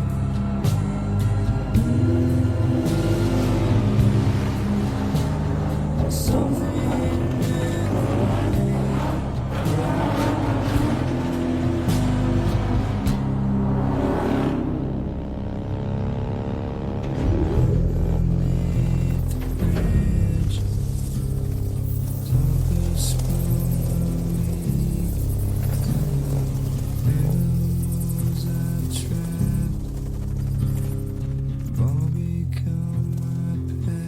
These nights all roll together in a rush.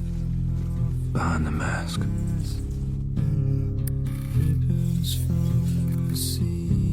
Sometimes in the morning. I have to force myself to remember everything that happened.